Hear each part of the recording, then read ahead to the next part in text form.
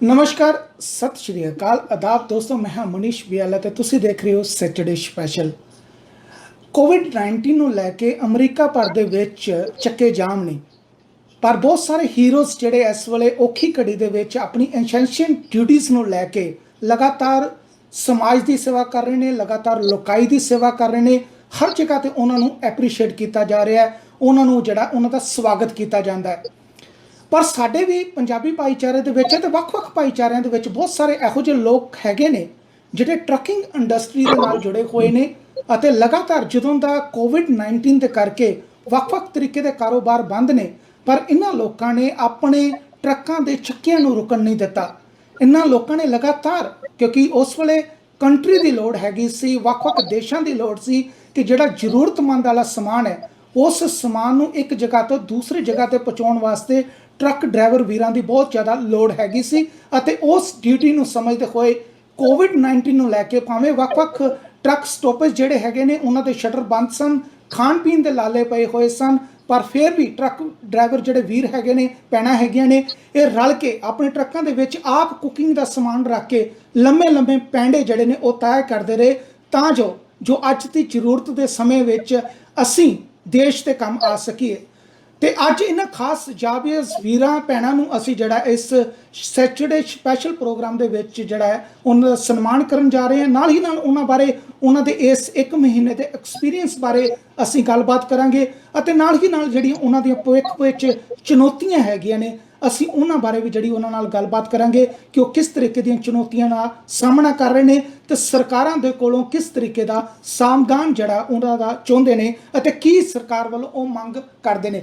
ਅੱਜ ਖਾਸ ਤੇ ਸੈਟਰਡੇ ਸਪੈਸ਼ਲ ਪ੍ਰੋਗਰਾਮ ਦੇ ਵਿੱਚ ਅਸੀਂ ਇਸ ਦੇ ਉੱਤੇ ਗੱਲਬਾਤ ਕਰਾਂਗੇ। ਸਾਡੇ ਇਸ ਸ਼ੋਅ ਦੇ ਵਿੱਚ ਅੱਜ 3 ਮੁੱਖ ਤੌਰ ਤੇ ਮਹਿਮਾਨ ਹੈਗੇ ਨੇ, ਜਿਨ੍ਹਾਂ ਦੇ ਵਿੱਚ ਸਰਦਾਰ ਰਮਨ ਢਿੱਲੋਂ ਜੀ ਹੈਗੇ ਨੇ ਜਿਹੜੇ ਕਿ north America Punjabi trucking association ਤੋਂ ਸਾਨੂੰ ਅੱਜ ਖਾਸ ਤੌਰ ਤੇ ਜੁੜ ਰਹੇ ਨੇ। ਉਹਨਾਂ ਦੇ ਨਾਲ ਸਾਡੇ ਵੀਰ ਨੀਟਾ ਮਾਸ਼ੀਕੀ ਜੇ ਹੈਗੇ ਨੇ, ਮਿਹਨਤੀ ਪੰਜਾਬੀ ਨੇ, ਟਰੱਕ ਡਰਾਈਵਰ ਨੇ, ਪੰਜਾਬੀ ਮਾਂ ਬੋਲੀ ਦੀ ਸੇਵਾ ਕਰਦੇ ਨੇ ਬਤੌਰ ਪੱਤਰਕਾਰ। ਵੱਖ-ਵੱਖ ਟੀਵੀ ਚੈਨਲਾਂ ਅਤੇ ਅਖਬਾਰਾਂ ਦੇ ਵਿੱਚ ਤੁਸੀਂ ਇਹਨਾਂ ਦੇ ਆਰਟੀਕਲ ਅਤੇ ਖਬਰਾਂ ਜਿਹੜੀਆਂ ਉਹ ਅਕਸਰ ਤੁਸੀਂ ਦੇਖਦੇ ਹੋ। ਸਾਡੇ ਨਾਲ ਮਨਦੀਪ ਚੀਮਾ ਜੀ ਹੈਗੇ ਨੇ, ਪੰਜਾਬ ਦੀ ਮਿਹਨਤੀ ਧੀ ਹੈ। ਇਸ ਵੇਲੇ ਕੋਵਿਡ-19 ਨੂੰ ਲੈ ਕੇ ਜਿੱਥੇ ਬਹੁਤ ਸਾਰੀਆਂ ਔਰਤਾਂ ਜਿਹੜੀਆਂ ਨੇ ਘਰ ਦੇ ਵਿੱਚ ਟਿਕਟੋਕ ਬਣਾਉਣ ਦੇ ਵਿੱਚ ਬਿਜ਼ੀ ਨੇ, ਇਹ ਸਾਡੀ ਭੈਣ ਜਿਹੜੀ ਹੈ ਸੜਕਾਂ ਦੇ ਉੱਤੇ ਆ ਕੇ ਲਗਾਤਾਰ ਜਿਹੜਾ ਆਪਣੇ ਟਰੱਕ, ਆਪਣੇ ਇਸ ਟਰੈਕਟਰ ਦੇ ਨੂੰ ਜਿਹੜਾ ਉਹ ਚਲਾਉਂਦੀਆਂ ਨੇ ਅਤੇ ਇੱਕ ਜਗ੍ਹਾ ਤੋਂ ਦੂਸਰੀ ਜਗ੍ਹਾ ਤੇ ਜਿਹੜੀ ਇਹਨਾਂ ਦੀ ਡਿਊਟੀ ਹੈ ਸਮਾਨ ਨੂੰ ਪਹੁੰਚਾਉਣ ਦੀ, ਉਸ ਨੂੰ ਬੜਾ ਬਾਖੂਬੀ ਤਰੀਕੇ ਨਾਲ ਪੂਰਾ ਕਰ ਰਹੇ ਨੇ। ਇਹਨਾਂ ਦਾ ਮੈਂ ਰਲ ਕੇ ਜਿਹੜਾ ਵੈਲਕਮ ਕਰਦਾ ਜੀ। ਫਤਿਹ ਬੁਲਾਉਣਾ ਵਿੱਚ ਤੁਹਾਨੂੰ ਸਾਰਿਆਂ ਨੂੰ। ਵਾਹਿਗੁਰੂ ਜੀ ਕਾ ਖਾਲਸਾ, ਵਾਹਿਗੁਰੂ ਫਤਿਹ ਜੀ। ਵਾਹਿਗੁਰੂ ਜੀ ਫਤਿਹ ਜੀ। ਵਾਹਿਗੁਰੂ।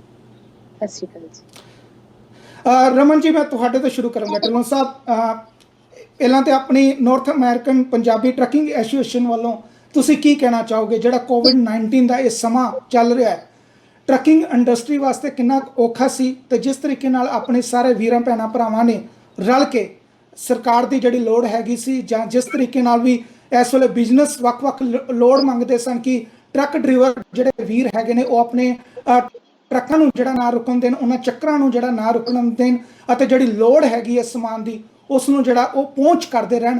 ਅੱਜ ਜਿਸ ਤਰੀਕੇ ਨਾਲ ਤੁਹਾਡੀ ਇੰਡਸਟਰੀ ਜਿਹੜੀ ਹੈ ਇਹਦੇ ਵਿੱਚ ਬਾਖੂਬੀ ਤਰੀਕੇ ਨਾਲ ਅੱਗੇ ਆਈ ਹੈ ਤੇ ਉਹਨਾਂ ਨੇ ਉਹ ਲੋੜਾਂ ਪੂਰੀਆਂ ਕੀਤੀਆਂ ਨੇ, ਕੀ ਕਹੋਗੇ ਇਹਦੇ ਬਾਰੇ? ਜ਼ਰੂਰ ਮਨੀਸ਼, ਜਿਹੜਾ ਇਸ ਵੇਲੇ ਸਮਾਂ ਚੱਲ ਰਿਹਾ ਹੈਗਾ ਟਰੱਕਿੰਗ ਇੰਡਸਟਰੀ ਦੇ ਉੱਤੇ, ਇਹ ਕਹਿੰਦੇ ਆ ਕਿ ਮਾੜਾ ਸਮਾਂ ਤੇ ਗੁਜ਼ਰਿਆ ਨਹੀਂ, ਮਾੜਾ ਸਮਾਂ ਇਹ ਹੈਗਾ ਅਜੇ ਟਾਈਮ ਹੋਰ ਅੱਗੇ ਖਰਾਬ ਹੋਣ ਵਾਲਾ। ਕਿਉਂਕਿ ਜਿਹੜੀ ਸਿਚੁਏਸ਼ਨ ਇਸ ਵੇਲੇ ਬਣੀ ਹੋਈ ਆ ਔਰ ਜਿਹੜੀ ਸਿਚੁਏਸ਼ਨ ਇਸ ਵੇਲੇ ਚੱਲ ਰਹੀ ਆ, ਟਰੱਕਿੰਗ ਜਿਹੜੀ ਹੈਗੀ ਆ, ਟਰੱਕਿੰਗ ਇੱਕ ਐਸਾ ਕਿੱਤਾ ਹੈਗਾ ਜਿਹਨੂੰ ਇਹ ਸਮਝਿਆ ਜਾਂਦਾ ਸੀਗਾ ਕਿ ਸ਼ਾਇਦ ਇਹ ਰਿਸੈਸ਼ਨ ਪ੍ਰੂਫ ਹੈਗਾ, ਇਹਦੇ ਵਿੱਚ ਰਿਸੈਸ਼ਨ ਦਾ ਕੋਈ ਅਸਰ ਨਹੀਂ ਹੋਏਗਾ ਕਿਉਂਕਿ ਇਹਦੇ ਵਿੱਚ ਸਲੋ ਡਾਊਨ ਹੋ ਸਕਦਾ ਲੇਕਿਨ ਖਤਮ ਨਹੀਂ ਹੋ ਸਕਦਾ। ਡੈਫੀਨੇਟਲੀ ਇਹ ਚੀਜ਼ ਹੈ ਕਿ ਸਲੋ ਡਾਊਨ ਹੋ ਸਕਦਾ, ਖਤਮ ਨਹੀਂ ਹੋ ਸਕਦਾ, ਪਰ ਇੰਨਾ ਸਲੋ ਡਾਊਨ ਹੋ ਜਾਊਗਾ ਕਿ ਜਿਹਦੇ ਵਿੱਚ ਇਹ ਸਿਚੁਏਸ਼ਨ ਬਣ ਜੂਗੀ ਕਿ ਸਿਰਫ ਇਸ ਵੇਲੇ ਅਮਰੀਕਾ ਦੇ ਵਿੱਚ ਜਿਹੜੀ 70% ਟਰੱਕਿੰਗ ਇੰਡਸਟਰੀ ਹੈ ਜਿਹੜੀ ਡਾਊਨ ਪਈ ਹੈ ਔਰ ਸਿਰਫ 30% ਜਿਹੜੀ ਆ ਐਸੈਂਸ਼ੀਅਲ ਸਰਵਿਸਿਜ਼ ਦੀ ਜਿਹੜੀ ਇੰਡਸਟਰੀ ਚੱਲ ਰਹੀ ਹੈ। ਔਰ ਜਿਹੜਾ ਟਾਈਮ ਹੈਗਾ ਆਉਣ ਵਾਲਾ, ਜਿਹੜਾ ਟਾਈਮ ਅੱਗੇ ਆ ਰਿਹਾ ਹੈਗਾ, ਉਹਦੇ ਵਿੱਚ ਡੈਫੀਨੇਟਲੀ ਜਿਹੜੇ ਬਹੁਤ ਕੰਪਨੀ ਜਿਹੜੀਆਂ ਇਸ ਵੇਲੇ ਸ਼ਟਡਾਊਨ ਪਈਆਂ, ਚਾਹੇ ਉਹਨਾਂ ਦੀਆਂ ਬੈਂਕ ਦੇ ਪੇਮੈਂਟਸ ਜਿਹੜੀਆਂ ਅਪਰੂਵ ਕਰ ਦਿੱਤੀਆਂ ਆ, ਉਹਨਾਂ ਨੂੰ ਕਾਫੀ ਜਿਹੜੀ ਆ ਉਹ ਬੈਂਕ ਵੱਲੋਂ ਤੇ ਮਦਦ ਮਿਲੀ ਵੀ ਆ, ਪਰ ਸਟਿਲ ਜਿਹੜੇ ਹੋਰ ਹੈਗੇ ਜੋ ਵੀ ਗੌਰਮੈਂਟ ਵੱਲੋਂ ਕੀਤਾ ਜਾ ਰਿਹਾ, ਕਾਫੀ ਕੁਛ ਕੀਤਾ ਜਾ ਰਿਹਾ। ਪਰ ਜਿਹੜਾ ਇੱਕ ਛੋਟਾ ਟੱਕਰ ਹੈਗਾ, ਜਿਹੜਾ ਸਿੰਪਲ ਗੌਰਮੈਂਟ ਹੈਗਾ ਜਾਂ ਸਮਾਲ ਕੰਪਨੀ ਜਿਹੜੀ ਆਪਾਂ ਕਹਿ ਸਕਦੇ ਹਾਂ ਕਿ 90% ਜਿਹੜੀ ਅਮਰੀਕਾ ਦੀ ਟਰੱਕਿੰਗ ਹੈਗੀ ਆ ਉਹ 1 ਤੋਂ ਲੈ ਕੇ 4 ਤੱਕ ਹੈਗੀ ਆ ਉਹਨਾਂ ਨੇ। ਸੋ ਉਸ ਵਰਗ ਨੂੰ ਜਿਹੜਾ ਆ ਬਹੁਤ ਘੱਟ ਜਿਹੜੀ ਹੈਲਪ ਮਿਲੀ ਆ, ਔਰ ਮੇਰੇ ਖਿਆਲ ਦੇ ਵਿੱਚ ਇਸ ਵੇਲੇ ਉਹੋ ਹੀ ਵਰਗ ਆ ਜਿਹੜਾ ਕਿ ਮੈਜੋਰਟੀ ਜਿਹੜਾ ਬਾਹਰ ਹੈ ਸਰਕਾਰ ਦੇ ਕੰਮ ਕਰ ਰਿਹਾ। ਸੋ ਈਵਨ ਜਿਹੜੀ ਜੀ। ਰਾਸ਼ਟਰਪਤੀ ਵੀ ਕੀਤੀ ਗਈ ਆ, ਉਹ ਇੱਕ ਵੱਡੀਆਂ ਕੰਪਨੀਆਂ ਦੀ ਐਪਰੀਸੀਏਸ਼ਨ ਹੋਈ ਆ, ਔਰ ਉਹਦੇ ਵਿੱਚ ਐਕਚੁਅਲ ਦੇ ਵਿੱਚ ਜਿਹੜਾ ਟਰੱਕਰ ਹੈਗਾ ਉਹ ਇਨਕਲੂਡਡ ਨਹੀਂ ਸੀਗਾ, ਕਿਉਂਕਿ ਉਹ ਪੈਕੇਜ ਡਿਲੀਵਰੀ ਵਾਲੇ ਲੋਕ ਆ ਸਾਰੇ ਜਿਹੜੇ ਉੱਥੇ ਸੀਗੇ। ਸੋ ਜਿਹੜਾ ਐਕਚੁਅਲ ਐਪਰੀਸੀਏਸ਼ਨ ਹੈਗੀ ਆ ਮੇਰੇ ਖਿਆਲ ਦੇ ਵਿੱਚ ਜਿਹੜਾ ਸਮਾਲ ਟਰੱਕਰ ਹੈਗਾ, ਜਿਹੜਾ ਛੋਟਾ ਫਲੀਟ ਹੈਗਾ, ਉਹਦੀ ਹੋਣੀ ਚਾਹੀਦੀ ਆ, ਹੈਲਪ ਉਹਨੂੰ ਮਿਲਣੀ ਚਾਹੀਦੀ ਆ, ਜਿਹੜੀ ਕਿ ਅਜੇ ਤੱਕ ਇਨ ਰਿਐਲਿਟੀ ਨਹੀਂ ਮਿਲੀ ਹੈ।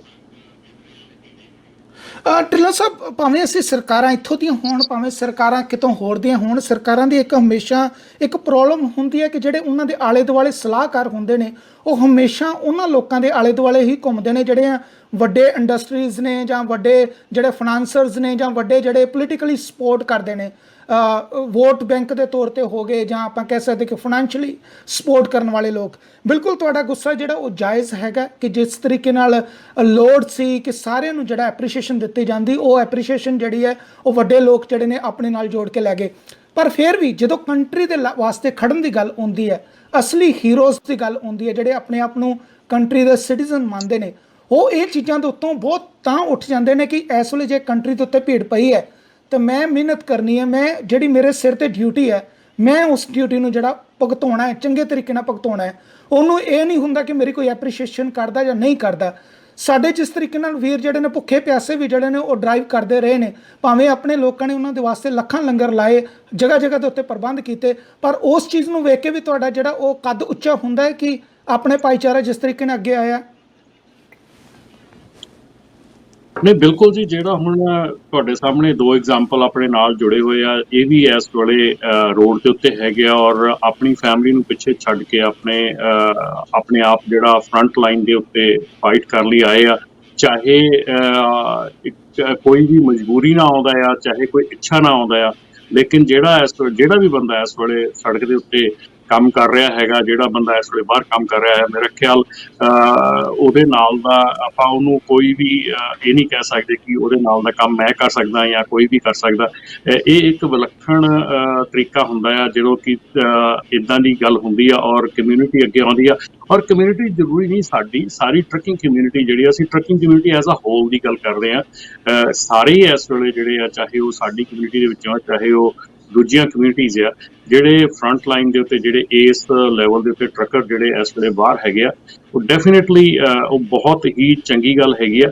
ਬਟ ਅਲਟੀਮੇਟਲੀ ਫਿਰ ਅਗੇਨ ਗੱਲ ਉਹ ਆ ਜਾਂਦੀ ਆ ਕਿ ਠੀਕ ਹੈ, ਤੁਸੀਂ ਆਪਣੇ ਤੌਰ ਤੇ ਤਾਂ ਕਰਦੇ ਆ, ਆਪਣੇ ਤੌਰ ਤੇ ਤੁਸੀਂ ਬਿਲਕੁਲ ਆਪਣਾ ਫੁੱਲ ਹੈਲਪ ਦਿੰਦੇ ਆ, ਪਰ ਇੱਕ ਮੌਕੇ ਤੇ ਆਣ ਕੇ ਜਦੋਂ ਤੁਹਾਨੂੰ ਅਸਲੀ ਜਿਹੜੀ ਰਾਹਤ ਨਹੀਂ ਮਿਲਦੀ ਜਾਂ ਅਸਲੀ ਤੁਹਾਨੂੰ ਮੈਂ ਸ਼ਲਾਘਾ ਦੀ ਗੱਲ ਨਹੀਂ ਕਰਦਾ, ਇਸ ਵੇਲੇ ਸ਼ਲਾਘਾ ਦੀ ਗੱਲ ਜਿਹੜੀ ਉਹ ਪਿੱਛੇ ਰਹਿ ਜਾਂਦੀ ਹੈ, ਕਿਉਂਕਿ ਇਸ ਵੇਲੇ ਲੋੜ ਹੈ ਕਿ ਜਿਹੜਾ ਬਿਜ਼ਨਸ ਇਸ ਵੇਲੇ ਸੜਕ ਤੇ ਆ, ਜਿਹੜੇ ਬਿਜ਼ਨਸ ਇਸ ਵੇਲੇ ਜਿਹੜੇ ਵੀ ਟਰੱਕ ਖੜੇ ਆ ਜਾਂ ਚੱਲ ਰਹੇ ਆ, ਉਹਨਾਂ ਨੂੰ ਕਿਵੇਂ ਜਿਹੜਾ ਆ ਉਹ ਸਹੀ ਮਦਦ ਜਿਹੜੀ ਪਹੁੰਚਾਈ ਜਾਵੇ। ਔਰ ਇਹ ਮੇਰੇ ਖਿਆਲ ਜਿਹੜੀ ਗੱਲ ਹੈ ਨਾ ਕਿ ਜਿਹੜੀ ਵੱਡੀਆਂ ਕੰਪਨੀਜ਼ ਦੀ ਜਾਂ ਵੱਡੀਆਂ ਜਿਹੜੀਆਂ ਬਿਜ਼ਨਸਿਸ ਹੈਗੇ ਆ, ਉਹਨਾਂ ਨੂੰ ਉੱਥੇ ਹਮੇਸ਼ਾ ਕਰ ਦਿੱਤਾ ਜਾਂਦਾ।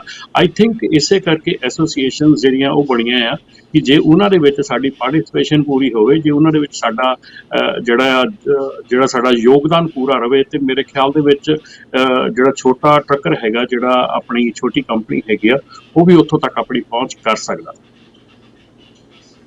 ਜੀ ਬਿਲਕੁਲ। ਨੀਟਾ ਮਛੀਕੇ ਜੀ, ਮੈਂ ਤੁਹਾਡੇ ਕੋਲ ਆਉਣਾ, ਤੁਸੀਂ ਬਤੌਰ ਪੱਤਰਕਾਰ ਜਿਹੜਾ ਹੈਗਾ ਆਪਣੀ ਕਮਿਊਨਿਟੀ ਨੂੰ ਹਮੇਸ਼ਾ ਜਿਹੜਾ ਅਵੇਅਰ ਵੀ ਕਰਦੇ ਰਹਿੰਦੇ ਹੋ ਕਿ ਆਪਾਂ ਨੂੰ ਕਿਸ ਤਰੀਕੇ ਨਾਲ ਕੰਮ ਕਰਨ ਦੀ ਲੋੜ ਹੈ। ਸਮੇਂ-ਸਮੇਂ 'ਤੇ ਤੁਸੀਂ ਇਹ ਵੀ ਮੈਸੇਜ ਦਿੱਤਾ ਕਿ stay home, stay safe, but ਆਪਣੀ ਤੁਹਾਡੀ ਵੀ ਜ਼ਰੂਰਤ ਹੈਗੀ ਸੀ ਕਿ ਜਿਸ ਤਰੀਕੇ ਨਾਲ ਅੱਜ ਤੁਹਾਡੀ ਜ਼ਿੰਮੇਵਾਰੀ ਹੈਗੀ ਹੈ ਬਤੌਰ ਟਰੱਕ ਡਰਾਈਵਰ, ਤੁਸੀਂ ਇਹ ਵੀ ਜ਼ਿੰਮੇਵਾਰੀ ਜਿਹੜੀ ਅਦਾ ਕਰਨੀ ਹੈ। ਇਹ ਨਹੀਂ ਕਿ ਆਪਾਂ ਇਹ ਕਹਿ ਸਕਦੇ ਕਿ ਆਪਾਂ ਜਿਹੜੇ ਨੇ 15 ਦਿਨ ਲਈ ਜਾਂ 1 ਮਹੀਨੇ ਲਈ ਘਰ ਬੈਠ ਜਾਂਦੇ ਹਾਂ, ਜੋ ਵੀ ਹੋਊਗੀ ਵੇਖੀ ਜਾਊਗੀ, ਮੇਰੇ ਸਿਰ ਤੇ ਕਿਹੜੀ ਇਕੱਲੇ ਕੋਈ ਜ਼ਿੰਮੇਵਾਰੀ ਹੈਗੀ ਹੈ। ਪਰ ਜਦੋਂ ਤੁਸੀਂ ਆਪਣੀ ਇਸ ਜ਼ਿੰਮੇਵਾਰੀ ਨੂੰ ਅਦਾ ਕਰਦੇ ਹੋ ਜਾਂ ਜਿੱਥੇ ਵੀ ਲੋੜਵੰਦ ਨੂੰ ਜਿਹੜਾ ਤੁਸੀਂ ਜਿਹੜਾ ਸਮਾਨ ਇੱਕ ਜਗ੍ਹਾ ਤੋਂ ਦੂਸਰੀ ਜਗ੍ਹਾ ਪਹੁੰਚਾਉਂਦੇ ਹੋ, ਲੋਕ ਕਿੰਨਾ ਕੁ ਐਪਰੀਸ਼ੀਏਟ ਕਰਦੇ ਨੇ। ਤੇ ਖਾਸ ਤੌਰ ਤੇ ਜਦੋਂ ਆਪਣਾ ਭਾਈਚਾਰਾ, ਜਦੋਂ ਤੁਹਾਨੂੰ ਕਿਤੇ ਨਾ ਕਿਤੇ ਕਿਸੇ ਚੌਂਕ ਤੇ, ਕਿਤੇ ਰਸਤੇ ਤੇ, ਕਿਸੇ ਸਟਾਪੇਜ ਤੇ ਤੁਹਾਡੀ ਮਦਦ ਵਾਸਤੇ ਅੱਗੇ ਆਉਂਦਾ, ਭਾਵੇਂ ਉਹ ਇੱਕ ਪਾਣੀ ਦੀ ਬੋਤਲ ਲੈ ਕੇ ਅੱਗੇ ਆਉਂਦਾ, ਉਹ ਕਿੰਨਾ ਕੁ ਜਿਹੜਾ ਤੁਹਾਨੂੰ ਐਪਰੀਸ਼ੀਏਟ ਕਰਦਾ ਜੀ। ਜੀ ਬਿਲਕੁਲ, ਜਿਵੇਂ ਤੁਸੀਂ ਕਿਹਾ ਕਿ ਜਿੱਥੇ ਬਾਕੀ ਜਿਵੇਂ ਡਾਕਟਰ, ਨਰਸਾਂ ਹਸਪੀਟਲਾਂ ਦੇ ਵਿੱਚ ਮਰੀਜ਼ਾਂ ਦੀ ਸੇਵਾ ਵਾਸਤੇ ਲੱਗੇ ਹੋਏ ਆ, ਮੈਂ ਕਹਿੰਦਾ ਵੀ ਜਿਹੜੇ ਟਰੱਕ ਡਰਾਈਵਰ ਆ ਉਹ ਵੀ ਸਟੋਰਾਂ ਦੀਆਂ ਸ਼ੈਲਫਾਂ ਭਰਨ ਵਾਸਤੇ ਆਪ ਦਾਅ ਦੇ ਉੱਤੇ ਲਾ ਕੇ ਕੰਮ ਕਰ ਰਹੇ ਹੈਗੇ ਆ। ਹਾਲਾਂਕਿ ਟਰੱਕਿੰਗ ਇੰਡਸਟਰੀ ਬੁਰੀ ਤਰ੍ਹਾਂ ਦੇ ਨਾਲ ਰੇਟਾਂ ਦੇ ਨਾਲ ਇਸ ਟਾਈਮ ਜਿਵੇਂ ਕਹਿੰਦਾ ਵੀ ਘੁਲ ਰਹੀ ਹੈਗੀ ਆ, ਪਰ ਫਿਰ ਵੀ ਲੋਕੀ ਮੈਂ ਦੇਖਿਆ ਵੀ ਪੈਸੇ ਦੀ ਪਰਵਾਹ ਨਹੀਂ ਕਰ ਰਹੇ, ਸਗੋਂ ਸੇਵਾ ਭਾਵਨਾ ਦੇ ਨਾਲ ਜ਼ਿਆਦਾ ਕੰਮ ਕਰ ਰਹੇ ਹੈਗੇ ਆ।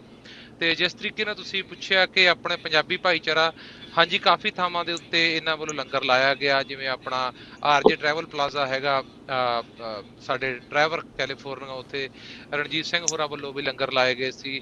ਹੋਰ ਵੀ ਕਾਫੀ ਥਾਵਾਂ ਦੇ ਉੱਤੇ ਲੰਗਰ ਦੇਖਣ ਨੂੰ ਮਿਲਿਆ। ਈਵਨ ਮੈਂ ਜ਼ਿਆਦਾ ਪੋਰਟਲੈਂਡ ਨੂੰ ਚੱਲਦਾ, ਇੱਥੇ ਸਕੇਲ ਦੇ ਉੱਤੇ ਵੀ ਇੱਕ ਦਿਨ ਆਮ ਗੋਰੇ ਲੋਕਾਂ ਵੱਲੋਂ ਵੀ ਟਰੱਕਰਾਂ ਨੂੰ ਐਪਰੀਸ਼ੀਏਟ ਕਰਨ ਵਾਸਤੇ ਸਕੇਲ ਦੇ ਉੱਤੇ ਉੱਥੇ ਫ੍ਰੀ ਲੰਚ ਦਿੱਤਾ ਜਾ ਰਿਹਾ ਸੀਗਾ।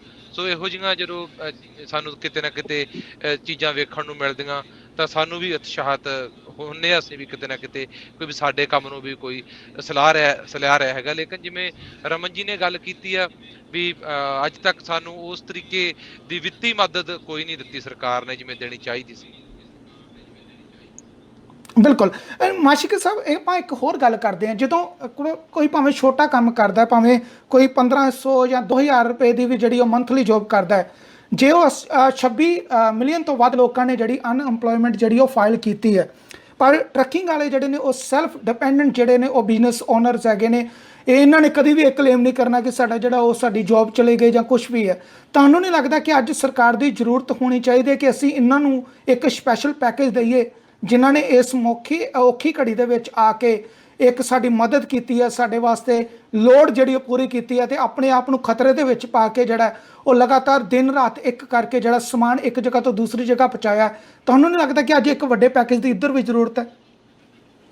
ਬਿਲਕੁਲ ਜੀ, ਜਿਵੇਂ ਕਹਿੰਦੇ ਵੀ ਲੋਕੀ ਹੋਰ ਅਨਐਮਪਲੋਇਮੈਂਟ ਅਪਲਾਈ ਕਰ ਰਹੇ ਹੈਗੇ ਆ, ਇਹੋ ਜਿਹੇ ਸਮੇਂ ਦੇ ਵਿੱਚ ਜਿਹੜੇ ਟਰੱਕਰ ਆ ਉਹ ਆਪਣੇ ਆਪ ਨੂੰ ਜੋਖਮ ਦੇ ਵਿੱਚ ਪਾ ਕੇ ਇੱਕ ਜਿਵੇਂ ਕਹਿੰਦੇ ਵੀ ਨੇਸ਼ਨ ਦੀ ਸੇਵਾ ਕਰ ਰਹੇ ਹੈਗੇ ਆ। ਸਾਨੂੰ ਵੀ ਇੱਕ ਪੈਕੇਜ ਦੀ ਲੋੜ ਆ। ਜਿਵੇਂ ਪਿੱਛੇ ਜੇ ਗੱਲ ਚੱਲਦੀ ਸੀ ਕਿ ਸ਼ਾਇਦ ਡੈਮੋਕ੍ਰੈਟਸ ਵੱਲੋਂ ਇੱਕ ਬਿੱਲ ਲਿਆਂਦਾ ਜਾ ਰਿਹਾ ਹੈਗਾ ਜਿਹਦੇ ਵਿੱਚ ਵੀ ਹੀਰੋਜ਼ ਜਿਹੜੇ ਇਸ ਔਖੇ ਟਾਈਮ ਦੇ ਵਿੱਚ ਕੰਮ ਕਰ ਰਹੇ ਹੈਗੇ ਉਹਨਾਂ ਨੂੰ ਸ਼ਾਇਦ 26,000 ਡਾਲਰ ਵੀ ਦਿੱਤਾ ਜਾਊਗਾ। ਉਹ ਵੀ ਵਿੱਚੇ ਰੁਲ ਗਿਆ। ਜਿਹੜਾ ਵੀ $1 ਟ੍ਰਿਲੀਅਨ ਅੱਜ ਤੱਕ ਆਏ ਆ, ਮੈਨੂੰ ਤਾਂ ਲੱਗਦਾ ਨਹੀਂ ਵੀ ਕਿਸੇ ਆਮ ਬੰਦੇ ਤੱਕ ਉਹ ਪਹੁੰਚੇ ਹੈਗੇ ਆ। ਸਾਰੇ ਕਾਰਪੋਰੇਟ ਘਰਾਣਿਆਂ ਦੇ ਜਿੱਦਾਂ ਕਹਿੰਦੇ ਝੋਲੀ 'ਚ ਜਾ ਪਿਆ ਸਾਰਾ ਕੁਝ। ਜ਼ਰੂਰ ਚਾਹੀਦਾ ਟਰੱਕਰਾਂ ਵਾਸਤੇ ਵੀ ਇੱਦਾਂ ਦਾ ਪੈਕੇਜ ਭਾਜੀ। ਬਿਲਕੁਲ। ਵੱਡੀਆਂ ਕੰਪਨੀਆਂ ਜਿਨ੍ਹਾਂ ਦੇ ਅਕਾਊਂਟਾਂ ਦੇ ਵਿੱਚ $1 ਬਿਲੀਅਨ ਪਏ ਨੇ, ਉਹਨਾਂ ਦੇ ਅਕਾਊਂਟਾਂ ਦੇ ਵਿੱਚ ਵੀ ਜਿਹੜੇ ਨੇ ਇਹ ਸਪੈਸ਼ਲ ਪੈਕੇਜ ਦੇ ਕਿਸੇ ਦੇ 60 ਮਿਲੀਅਨ ਚਲੇ ਗਿਆ, ਕਿਸੇ ਦੇ ਅਕਾਊਂਟ ਦੇ ਵਿੱਚ 70 ਮਿਲੀਅਨ ਚਲੇ ਗਿਆ। ਲੋਕ ਆਪਣੇ ਆਪ 'ਚ ਹੈਰਾਨ ਨੇ ਕਿ ਸੱਚਮੁੱਚ ਇਹਨਾਂ ਨੂੰ ਲੋੜ ਸੀ, ਜਿਨ੍ਹਾਂ ਨੇ ਸਾਰੇ ਆਪਣੇ EMPLOYEES ਜਿਹੜੇ ਨੇ ਉਹਨਾਂ ਨੂੰ ਲੇ ਆਫ ਕਰ ਦਿੱਤਾ, ਉਹਨਾਂ ਦੇ ਅਕਾਊਂਟਾਂ ਦੇ ਵਿੱਚ ਪੈਸੇ ਪਾਉਣ ਦੀ ਕੀ ਲੋੜ ਸੀ? ਅਤੇ ਜਿਹਨੇ ਅਸਲ ਦੇ ਵਿੱਚ ਲੋਕ ਇਸ ਮਹਾਮਾਰੀ ਦੇ ਕਰਕੇ ਇਫੈਕਟਿਵ ਹੋ ਰਹੇ ਨੇ ਜਾਂ ਜਿਨ੍ਹਾਂ ਨੂੰ ਇਸ ਵੇਲੇ ਸਭ ਤੋਂ ਜ਼ਿਆਦਾ ਜ਼ਰੂਰਤ ਹੈ, ਉਹਨਾਂ ਤੱਕ ਜਿਹੜਾ $1 ਵੀ ਨਹੀਂ ਪਹੁੰਚਿਆ। ਤੇ ਕੋਸ਼ਿਸ਼ ਕਰਨੀ ਚਾਹੀਦੀ ਸੀ ਸਰਕਾਰ ਨੂੰ ਕਿ ਉਹਨਾਂ ਦੀ ਪਹਿਲਾਂ ਜਿਹੜੀ ਉਹ ਸੁਣੀ ਜਾਂਦੀ, ਨਾ ਕਿ ਜਿਹੜੇ ਵੱਡੇ ਘਰਾਣੇ ਨੇ ਸਿਰਫ ਉਹਨਾਂ ਦੇ ਅਕਾਊਂਟਾਂ ਨੂੰ ਜਿਹੜਾ ਉਹ ਦੁਬਾਰਾ ਭਰਿਆ ਜਾਂਦਾ। ਸਾਡੇ ਨਾਲ ਮਨਦੀਪ ਚੀਮਾ ਜੀ ਹੈਗੇ ਨੇ। ਮਨਦੀਪ ਜੀ, ਤੁਹਾਡਾ ਵੀ ਬਹੁਤ ਬਹੁਤ ਧੰਨਵਾਦ, ਤੁਸੀਂ ਆਪਣਾ ਕੀਮਤੀ ਸਮਾਂ ਦਿੱਤਾ।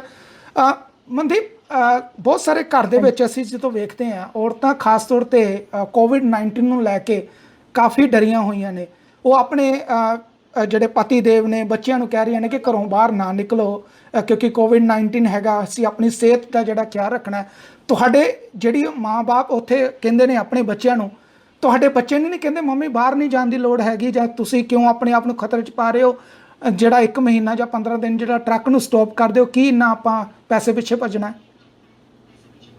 ਹਾਂਜੀ ਬਿਲਕੁਲ, ਕਹਿੰਦੇ ਨੇ ਜਿੱਦਾਂ ਫੈਮਿਲੀ ਇਹ ਡਰ ਹੁੰਦਾ ਫੈਮਿਲੀ ਨੂੰ, ਬੇਟਾ ਆ ਮੇਰਾ, ਉਹਨੂੰ ਹਮੇਸ਼ਾ ਹੁੰਦਾ ਕਿ ਨਹੀਂ ਸਾਰੇ ਘਰੇ ਬੈਠੇ ਆ, ਕਿ ਤੁਸੀਂ ਵੀ ਘਰੇ ਬੈਠੋ।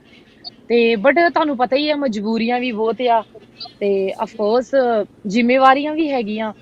ਤੇ ਤੁਸੀਂ ਹੁਣ ਮਜਬੂਰੀ ਸਮਝ ਲਓ, ਚਾਹੇ ਜ਼ਿੰਮੇਵਾਰੀਆਂ ਸਮਝ ਲਓ, ਚਾਹੇ ਸ਼ੌਂਕ ਸਮਝ ਲਓ, ਬਟ ਆਪਣੀ ਫੈਮਿਲੀ ਦਾ ਵੀ ਸੋਚਣਾ ਆ, ਦੂਜਿਆਂ ਦਾ ਵੀ ਸੋਚਣਾ, ਤੇ ਫਿਰ ਕਰਨਾ ਪੈਂਦਾ ਆ। ਦਿਲ ਕਰਦਾ ਆ ਘਰੇ ਰਹਿਣ ਦਾ, ਸੇਫ ਰਹਿਣ ਦਾ, ਡਰ ਲੱਗਾ ਰਹਿੰਦਾ ਆ, ਬਾਹਰ ਰਹੀਦਾ ਆ। ਇੱਥੇ ਤੁਹਾਨੂੰ ਪਤਾ ਹੀ ਆ ਕਿ ਹਰ ਜਗ੍ਹਾ ਕਿੰਨਾ ਡਰ ਬਣਿਆ ਹੋਇਆ ਇਸ ਚੀਜ਼ ਦਾ। ਡਰ ਤਾਂ ਲੱਗਦਾ ਹੀ ਜਿੱਥੇ ਉਤਰੀ ਦਾ ਜੀ ਆ, ਕਿਤੇ ਫਿਊਲ ਪਾਈਦਾ, ਕਿਤੇ ਵੇਅਰ ਹਾਊਸਾਂ 'ਚ ਜਾਈਦਾ। ਈਵਨ ਕਿ ਕਈ ਵੇਅਰ ਹਾਊਸਾਂ ਦੇ ਵਿੱਚ ਤੁਹਾਨੂੰ ਉੱਥੇ ਰੈਸਟ ਰੂਮ ਵੀ ਨਹੀਂ ਯੂਜ਼ ਕਰਨ ਦੇ ਰਹੇ, ਐਵਰੀਥਿੰਗ ਕਲੋਜ਼ ਕਰਦਾ ਉਹਨਾਂ ਜੀ ਨੇ। ਸਮ ਟਾਈਮ ਤਾਂ ਫੂਡ ਵੀ ਨਹੀਂ ਅਵੇਲੇਬਲ ਹੁੰਦਾ ਕਿ ਤੁਸੀਂ ਰਾਤ ਨੂੰ ਲੇਟ ਤੁਸੀਂ ਸਟਾਪ ਕੀਤੀ ਹੈ ਡਰਾਈਵ ਤਾਂ ਏਦਾਂ ਸੋਣਾ ਵੀ ਪੈਂਦਾ ਆ, ਬਟ ਕਰਨਾ ਪੈਂਦਾ। ਕਰਨਾ ਪੈਂਦਾ ਬਿਲਕੁਲ ਆਪਣੇ ਆਪ 'ਚ, ਕਿਉਂਕਿ ਜ਼ਰੂਰਤ ਹਾਂਜੀ ਵੀ ਹੈ, ਕਿਉਂਕਿ ਸਾਡਾ ਕਾਰੋਬਾਰ ਵੀ ਇਸੇ ਤਰੀਕੇ ਦਾ ਹੈਗਾ, ਉਹ ਕਰਨਾ ਪੈਣਾ ਹੈ। ਪਰ ਮਨਦੀਪ, ਮੈਂ ਇੱਕ ਚੀਜ਼ ਇੱਥੇ ਜਿਹੜੀ ਹੋਰ ਤੁਹਾਨੂੰ ਕੋ ਪੁੱਛਾਂਗਾ, ਜਿਸ ਤਰੀਕੇ ਨਾਲ ਖਾਸ ਤੌਰ ਤੇ ਅਸੀਂ ਆਮ ਤੌਰ ਤੇ ਧਾਰਨਾ ਲੈਂਦੇ ਹਾਂ, ਅਸੀਂ ਇਹਦੇ 'ਚ ਇਹ ਨਹੀਂ ਕਹਿੰਦੇ ਕਿ ਔਰਤ ਦੇ ਤੌਰ ਤੇ ਬਹੁਤ ਸਾਰੇ ਮਰਦ ਲੋਕ ਵੀ ਇਹੋ ਜਿਹੇ ਹੁੰਦੇ ਨੇ। ਖਾਸ ਤੌਰ ਤੇ ਮੈਂ ਐਗਜ਼ਾਮਪਲ ਦਿੰਦਾ, ਜੇ ਫਲਾਈਟ ਹੈਗੀ ਹੈ, ਮੰਨ ਲਓ ਕਿ ਇੱਥੋਂ ਇੰਡੀਆ ਜਾਣਾ, ਕੋਈ ਬਹੁਤ ਸਾਰੇ ਲੋਕੀ ਕਹਿੰਦੇ ਨੇ 13 ਘੰਟੇ ਦੀ ਫਲਾਈਟ ਆ, ਕਿਹੜਾ ਔਖੇ ਹੋ ਜਾਣਾ, ਇੰਨਾ ਚਿਰ ਬੈਠਿਆ ਨਹੀਂ ਜਾਂਦਾ, ਇੰਨਾ ਚਿਰ ਤੰਗ ਆ ਜਾਂਦੇ ਆ। ਪਰ ਬਤੌਰ ਔਰਤ ਆਪਾਂ ਹਮੇਸ਼ਾ, ਅਗਰ ਆਪਣੇ ਕਮਿਊਨਿਟੀ ਦੀ ਗੱਲ ਕਰੀਏ, ਅਸੀਂ ਉਹ ਮੋਢੇ ਨਾਲ ਮੋਢਾ ਜੋੜ ਕੇ ਚੱਲਣ ਦੀ ਗੱਲ ਤੇ ਕਰਦੇ ਹਾਂ, ਬਹੁਤ ਵੱਡੀਆਂ ਵੱਡੀਆਂ ਹੀ ਛਲਾਂਗਾਂ ਵੀ ਮਾਰਦੇ ਹਾਂ। ਪਰ ਜਦੋਂ ਗੱਲ ਕਰਦੇ ਹਾਂ ਬਰਾਬਰੀ ਦੇ ਕੰਮ ਕਰਨ ਦੀ, ਜਦੋਂ ਤੁਸੀਂ ਬਿਲਕੁਲ ਇੱਕ ਮਨੁੱਖ ਮੇਲ ਦੀ ਤਰ੍ਹਾਂ, ਇੱਕ ਮਰਦ ਦੀ ਤਰ੍ਹਾਂ ਜਿਹੜਾ ਲਗਾਤਾਰ ਜਿਹੜਾ ਕਦੀ ਆਪਣੇ ਕੈਲੀਫੋਰਨੀਆ ਤੋਂ ਨਿਊ ਜਰਸੀ ਤੱਕ ਟਰੱਕ ਲੈ ਕੇ ਆਉਂਦੇ ਹੋ, ਕਦੀ ਕੈਲੀਫੋਰਨੀਆ ਤੋਂ ਨਿਊਯਾਰਕ ਤੱਕ ਟਰੱਕ ਲੈ ਕੇ ਆਉਂਦੇ ਹੋ, ਆਪਣੇ ਆਪ 'ਚ ਕੌਨਫੀਡੈਂਸ ਹੁੰਦਾ ਹੈ ਕਿ ਅਸੀਂ ਵੀ ਜਿਹੜਾ ਇਸ ਮੁਲਕ ਦੇ ਵਿੱਚ ਜਿੱਥੇ ਸਹੀ ਮਾਇਨੇ 'ਚ ਬਰਾਬਰੀ ਦਾ ਹੱਕ ਦਿੱਤਾ ਜਾਂਦਾ ਹੈ, ਉਹਦੇ ਵਿੱਚ ਅਸੀਂ ਇੱਕ ਨਾਗਰਿਕ ਦੇ ਤੌਰ ਤੇ ਬਰਾਬਰ ਦੇ ਤੌਰ ਤੇ ਜਿਹੜੀ ਸਰਵਿਸ ਦੇ ਰਹੇ ਹਾਂ। ਹਾਂਜੀ ਬਿਲਕੁਲ। ਇਸ ਚੀਜ਼ ਲਈ ਵੀ ਕੁਝ ਸੋਚ ਕੇ ਹੀ ਕਰਨਾ ਪੈਂਦਾ ਹੈ। ਆਫ ਕੋਰਸ ਬੰਦਿਆਂ ਦੇ ਬਰਾਬਰ ਕੰਮ ਕਰਨਾ ਸੌਖਾ ਨਹੀਂ ਹੈਗਾ, ਈਜ਼ੀ ਨਹੀਂ ਹੈਗਾ। ਤੁਸੀਂ ਅਗਰ ਇਕੱਲੇ ਹੋ, ਕਿਉਂਕਿ ਮੈਂ ਇਕੱਲੀ ਡਰਾਈਵ ਕਰਨੀ ਆ, ਤੇ ਈਜ਼ੀ ਨਹੀਂ ਹੈਗਾ। ਜੀ ਜੋ ਬੰਦੇ ਜਿੱਦਾਂ ਚੱਲਦੇ ਆ, ਤੁਸੀਂ ਜਿੱਦਾਂ ਦੱਸਿਆ ਕਿ 13 ਘੰਟੇ ਕੰਟੀਨਿਊ ਡਰਾਈਵ ਕਰਨੀ, ਆਈ ਨੋ ਬਹੁਤ ਜ਼ਿਆਦਾ ਡਿਫਿਕਲਟ ਆ ਲੇਡੀਜ਼ ਦੇ ਲਈ, ਬਟ ਹੁਣ ਆਦਤ ਪੈ ਗਈ ਏ। ਸ਼ੁਰੂ ਚ ਹੁੰਦਾ ਸੀਗਾ, ਬਟ ਹੁਣ ਠੀਕ ਲੱਗਦਾ, ਚੰਗਾ ਲੱਗਦਾ ਆ। ਬਟ ਹੁਣ ਕਰੋਨਾ ਕਰਕੇ ਹੁਣ ਜਿੱਦਾਂ ਸਾਰੇ ਘਰੇ ਬੈਠੇ ਹੋਏ ਆ, ਸਭ ਨੂੰ ਐਪਰੀਸ਼ੀਏਟ ਕਰ ਰਹੇ ਆ, ਡਾਕਟਰਸ ਨੂੰ ਆਫ ਕੋਰਸ ਉਹ ਇੰਨੀ ਹੈਲਪ ਕਰ ਰਹੇ ਆ ਮਰੀਜ਼ਾਂ ਦੀ ਆਪਣੀ ਜਾਨ ਤੇ ਖੇਡ ਕੇ। ਬਟ ਮੈਨੂੰ ਇਹ ਲੱਗਦਾ ਆ ਕਿ ਟਰੱਕਰਸ ਆ, ਉਹ ਵੀ ਬਹੁਤ ਜ਼ਿਆਦਾ ਮਿਹਨਤ ਕਰ ਰਹੇ ਆ। ਸਾਰੇ ਇਹ ਨਹੀਂ ਕਿ ਕੱਲੀ ਲੇਡੀਜ਼, ਆਫ ਕੋਰਸ ਮੁੰਡੇ ਜਿਹੜੇ ਆਪਣੇ ਇੰਡੀਅਨ ਮੇਰੇ ਵੀਰ ਭਰਾ ਬਹੁਤ ਜ਼ਿਆਦਾ ਮਿਹਨਤ ਕਰ ਰਹੇ ਆ, ਸਾਰੇ ਕੰਮ ਕਰ ਰਹੇ ਆ, ਐਵਰੀਥਿੰਗ ਅਵੇਲੇਬਲ ਕਰਾ ਰਹੇ ਆ, ਫੂਡ ਸਪਲਾਈ ਕਰ ਰਹੇ ਆ। ਮੈਂ ਇਹ ਚਾਹੁੰਦੀ ਹਾਂ, ਮੈਨੂੰ ਇਹ ਲੱਗਦਾ ਆ ਸਮ ਟਾਈਮ ਕਿ ਨਹੀਂ, ਉਸ ਤਰੀਕੇ ਦੇ ਨਾਲ ਐਪਰੀਸ਼ੀਏਟ ਨਹੀਂ ਕੀਤਾ ਜਾਂਦਾ ਟਰੱਕਰਸ ਨੂੰ ਜਿੱਦਾਂ ਕਰਨਾ ਚਾਹੀਦਾ। ਸਮ ਪੀਪਲਸ ਨਹੀਂ ਲਾਈਕ ਕਰਦੇ ਕਿ ਲੇਡੀਜ਼ ਟਰੱਕ ਚਲਾਉਂਦੀਆਂ ਆ ਜਾਂ ਕੰਮ ਕਰਦੀਆਂ, ਤੇ ਬਟ ਕਈ ਕਹਿੰਦੇ ਆ ਕਿ ਸਮ ਟਾਈਮ ਮੈਨੂੰ ਦੇਖਦਾ ਕੋਈ ਤੇ ਕਹਿੰਦਾ ਤੁਸੀਂ ਕੁੜੀ ਹੋ ਕੇ ਕਿੱਦਾਂ ਟਰੱਕ ਚਲਾ ਲੈਂਦੇ ਹੋ। ਬਟ ਮੈਂ ਇਹ ਕਹਿੰਦੀ ਆ ਕਿ ਨਾ ਕਿ ਮੈਨੂੰ ਕੀ ਇਹ ਸਮਝ ਕੇ ਕਿ ਕੁੜੀ ਆ ਮੈਂ ਤੇ ਟਰੱਕ ਚਲਾਨੀ ਆ, ਈਵਨ ਕਿ ਸਾਰੇ ਮੁੰਡੇ ਸਭ ਬਰਾਬਰ ਕੰਮ ਕਰਦੇ ਆ, ਉਨੀ ਹੀ ਮਿਹਨਤ ਕਰਦੇ ਆ, 13-14 ਘੰਟੇ ਉਹ ਵੀ ਟਰੱਕ ਚਲਾਉਂਦੇ ਆ। ਤੇ ਉਹ ਨਾ ਕਿ ਫਰਕ ਕੀਤਾ ਜਾਏ ਕਿ ਆ ਮੁੰਡਾ ਹੈ ਜਾਂ ਕੁੜੀ ਹੈ, ਤੇ ਸਾਰਿਆਂ ਨੂੰ ਐਪਰੀਸ਼ੀਏਟ ਕੀਤਾ ਜਾਏ ਕਿ ਟਰੱਕਰਸ ਨੇ ਅਗਰ ਉਹ ਮਿਹਨਤ ਕਰ ਰਹੇ ਨੇ। ਲੋਕੀ ਘਰੇ ਬੈਠੇ ਆ, ਇੰਨੇ ਡਰ ਕੇ ਘਰੇ ਬੈਠੇ ਹੋਏ ਆ, ਤੇ ਬਟ ਡਾਕਟਰਾਂ ਨੂੰ ਆਫ ਕੋਰਸ ਕਰਨਾ ਚਾਹੀਦਾ ਆ, ਰੱਬ ਦਾ ਦੂਜਾ ਰੂਪ ਹੁੰਦਾ ਆ, ਪਰ ਟਰੱਕਰਸ ਨੂੰ ਵੀ ਕਰਨਾ ਚਾਹੀਦਾ। ਇਸ ਟਾਈਮ ਸਾਰੇ ਬਿਜ਼ਨਸ ਬੰਦ ਆ, ਸਿਰਫ ਇੱਕ ਟਰੱਕਿੰਗ ਦਾ ਕੰਮ ਆ ਕਿ ਜਿਹੜਾ ਰੋਡਾਂ ਤੇ ਚੱਲ ਰਹੇ ਆ ਆਪਣੀ ਜਾਨ ਨੂੰ ਖਤਰੇ 'ਚ ਪਾ ਕੇ, ਤੇ ਮੇਰੇ ਖਿਆਲ ਨਾਲ ਉਹਨਾਂ ਨੂੰ ਐਪਰੀਸ਼ੀਏਟ ਕਰਨਾ ਚਾਹੀਦਾ ਆ। ਮਨਦੀਪ, ਮੈਂ ਜ਼ਰੂਰ ਇੱਥੇ ਇੱਕ ਚੀਜ਼ ਐਡ ਕਰਾਂਗਾ, ਭਾਵੇਂ ਕੋਈ ਐਪਰੀਸ਼ੀਏਟ ਕਰੇ ਨਾ ਕਰੇ, ਚੜ੍ਹਦੀ ਕਲਾ ਟਾਈਮ ਟੀਵੀ ਜਿਹੜਾ ਹਮੇਸ਼ਾ ਐਪਰੀਸ਼ੀਏਟ ਕਰਦਾ। ਅਸੀਂ ਜਿਹੜਾ ਅੱਜ ਦਾ ਪ੍ਰੋਗਰਾਮ ਦਾ ਸ਼ੀਰਸ਼ਕ ਵੀ ਦਿੱਤਾ, ਜਿਹੜਾ ਸਲੱਗ ਵੀ ਦਿੱਤਾ, ਉਹ ਹੈਗਾ ਅਸਲੀ ਹੀਰੋ ਸੜਕਾਂ ਦੇ ਵਣਜਾਰੇ। ਕਿਉਂਕਿ ਜੋ ਮਰਜ਼ੀ ਕਹੀਏ ਕਿ ਜੇ ਤੁਸੀਂ ਨਾ ਹੁੰਦੇ ਤਾਂ ਨਾ ਜਿਹੜੇ ਨੇ ਉਹ ਮਾਸਕ ਇੱਕ ਜਗ੍ਹਾ ਤੋਂ ਦੂਸਰੀ ਜਗ੍ਹਾ ਜਾਣੇ ਸੀ, ਨਾ ਵੈਂਟੀਲੇਟਰ ਜਾਣੇ ਸੀ, ਨਾ ਹੀ ਜਿਹੜੇ ਅੱਜ ਜਿਹੜੇ ਕਹਿ ਰਹੇ ਨੇ ਕਿ ਅਸੀਂ ਵੱਡੇ ਵੱਡੇ ਜਿਹੜੇ ਨੇ ਹਸਪੀਟਲ ਤਿਆਰ ਕਰ ਲਏ ਨੇ ਜਾਂ ਦੂਸਰੇ ਸਮਾਨ ਜਿਹੜੇ ਪੂਰਤੀ ਕਰ ਲਈ ਹੈ। ਠੀਕ ਹੈ, ਆਪਣੇ ਆਪਣੇ ਤਰੀਕੇ ਨਾਲ ਸਮਾਧਾਨ ਹੋਣਗੇ, ਪਰ ਜੇ ਟਰੱਕਿੰਗ ਇੰਡਸਟਰੀ ਨਾ ਹੁੰਦੀ ਤਾਂ ਅੱਜ ਲੋਕੀ ਜਿਹੜੇ ਨੇ ਗਰੋਸਰੀ ਸਟੋਰਾਂ ਦੇ ਵਿੱਚ ਜਾ ਕੇ ਆਪਣੀ ਮਨਪਸੰਦ ਦੀਆਂ ਚੀਜ਼ਾਂ ਨਾ ਖਰੀਦ ਸਕਦੇ। ਕਿਉਂਕਿ ਜਿਸ ਤਰੀਕੇ ਨਾਲ ਪਹਿਲੇ ਸ਼ੁਰੂਆਤੀ ਦਿਨਾਂ ਦੇ ਵਿੱਚ ਲੁੱਟਮਾਰ ਹੋਈ ਸੀ, ਜਾਂ ਜਿਸ ਤਰੀਕੇ ਨਾਲ ਲੋਕ ਆਪਣੇ ਘਰ ਭਰਨ ਦੇ ਉੱਤੇ ਲੱਗੇ ਸਨ, ਉਹ ਜੇ ਟਰੱਕਿੰਗ ਇੰਡਸਟਰੀ ਵੀ ਰੁਕ ਜਾਂਦੀ ਤਾਂ ਅੱਜ ਸਾਰੀਆਂ ਸ਼ੈਲਫਾਂ ਜਿਹੜੀਆਂ ਉਹ ਖਾਲੀ ਹੁੰਦੀਆਂ ਤੇ ਲੋਕਾਂ ਨੂੰ ਖਾਣ ਪੀਣ ਦੀਆਂ ਚੀਜ਼ਾਂ ਦੇ ਵੀ ਲਾਲੇ ਜਿਹੜੇ ਉਹ ਪਏ ਹੁੰਦੇ। ਅੱਜ ਜੇ ਸਾਨੂੰ ਸਟੋਰਾਂ ਦੇ ਵਿੱਚ ਆਪਣੀ ਮਨਪਸੰਦ ਦਾ ਸਮਾਨ ਮਿਲ ਰਿਹਾ ਤਾਂ ਉਹ ਇਸ ਕਰਕੇ ਮਿਲ ਰਿਹਾ ਕਿ ਟਰੱਕਿੰਗ ਇੰਡਸਟਰੀ ਜਿਹੜੀ ਉਹ ਲਗਾਤਾਰ ਉਹਨਾਂ ਨੇ ਆਪਣੇ ਚੱਕਰ ਟਾਇਰ ਜਿਹੜੇ ਨੇ ਉਹ ਕਮਾਈ ਰੱਖੇ ਨੇ ਤੇ ਜਿਹੜੀ ਇਹ ਲੋੜਵੰਦ ਦੀਆਂ ਚੀਜ਼ਾਂ ਜਿਹੜੀਆਂ ਨੇ ਉਹ ਮਿਲਦੀਆਂ ਰਹੀਆਂ ਨੇ। ਮੈਂ ਬਿਲਕੁਲ ਰਮਨ ਜੀ ਤੁਹਾਡੇ ਕੋਲ ਵਾਪਸ ਆਉਣਾ ਹੈ। ਆਪਾਂ ਜ਼ਰੂਰ ਗੱਲ ਕਰੀਏ ਤਾਂ ਤਕਰੀਬਨ 18 ਕੁ ਮਹੀਨੇ ਪਹਿਲਾਂ ਤੋਂ ਜਿਹੜੀ ਲਗਾਤਾਰ ਆਪਾਂ ਟਰੱਕਿੰਗ ਇੰਡਸਟਰੀ ਦੀ ਜਿਹੜੀ ਗੱਲ ਸੁਣਨੇ ਸਾਂ ਕਿ ਜਦੋਂ ਦੀ ਖਾਸ ਤੌਰ ਤੇ ELD ਆਈ ਹੈ ਉਦੋਂ ਦੀ ਪ੍ਰੋਬਲਮ ਜਿਹੜੀ ਹੈ ਟਰੱਕਿੰਗ ਇੰਡਸਟਰੀ ਨੂੰ ਜ਼ਿਆਦਾ ਹੋ ਗਈ ਹੈ, ਕਿਉਂਕਿ ਪਾਬੰਦੀਆਂ ਜਿਹੜੀਆਂ ਨੇ ਉਹ ਜ਼ਿਆਦਾ ਵੱਧ ਚੁੱਕੀਆਂ ਨੇ। ਕਹਿੰਦੇ ਨੇ ਕਿ ਹਰ ਇੱਕ ਗੱਲ ਕਰਨ ਦਾ ਇੱਕ ਸਮਾਂ ਹੁੰਦਾ ਹੈ।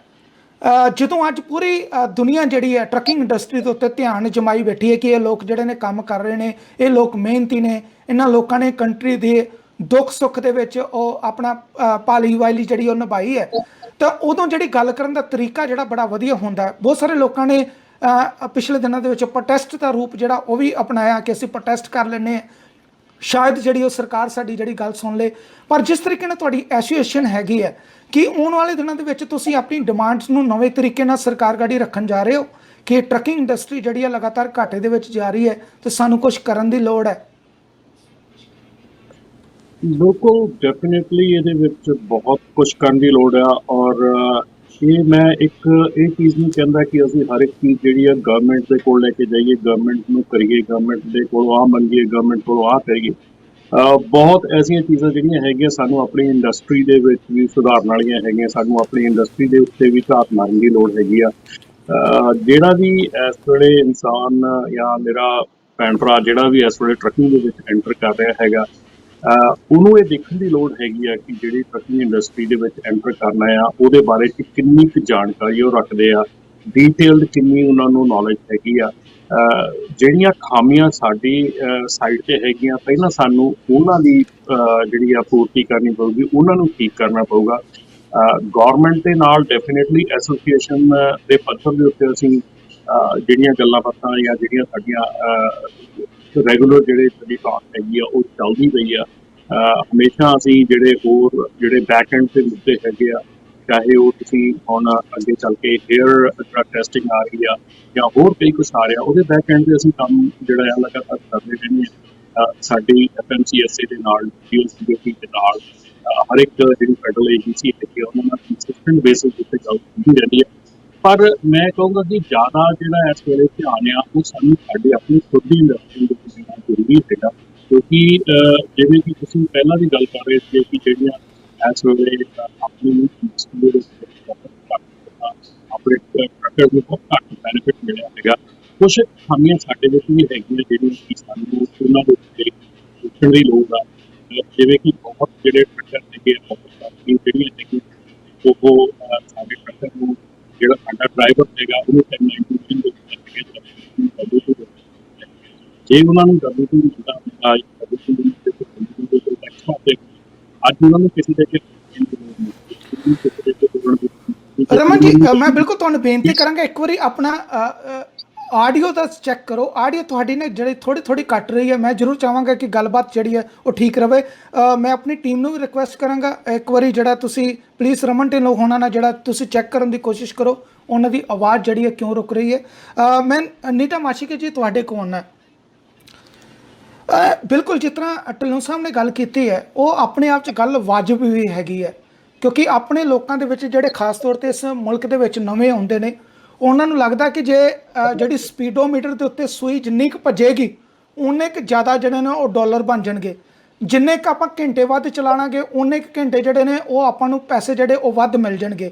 ਉਸੇ ਹੀ ਲੜਾਈ ਦੇ ਵਿੱਚ ਆਪਾਂ ਜਿਹੜਾ ਕੰਪੀਟੀਸ਼ਨ ਜਿਹੜਾ ਇਸ ਮਾਰਕੀਟ ਦੇ ਵਿੱਚ ਕ੍ਰੀਏਟ ਕਰ ਦਿੱਤਾ ਜਿਹੜਾ ਕਿ ਅਨਨੈਸੈਸਰੀ ਸੀ, ਜਿਹਦੀ ਕੋਈ ਵੀ ਜ਼ਰੂਰਤ ਮੈਨੂੰ ਲੱਗਦਾ ਸੀ ਕਿ ਨਹੀਂ ਹੈਗੀ ਸੀ।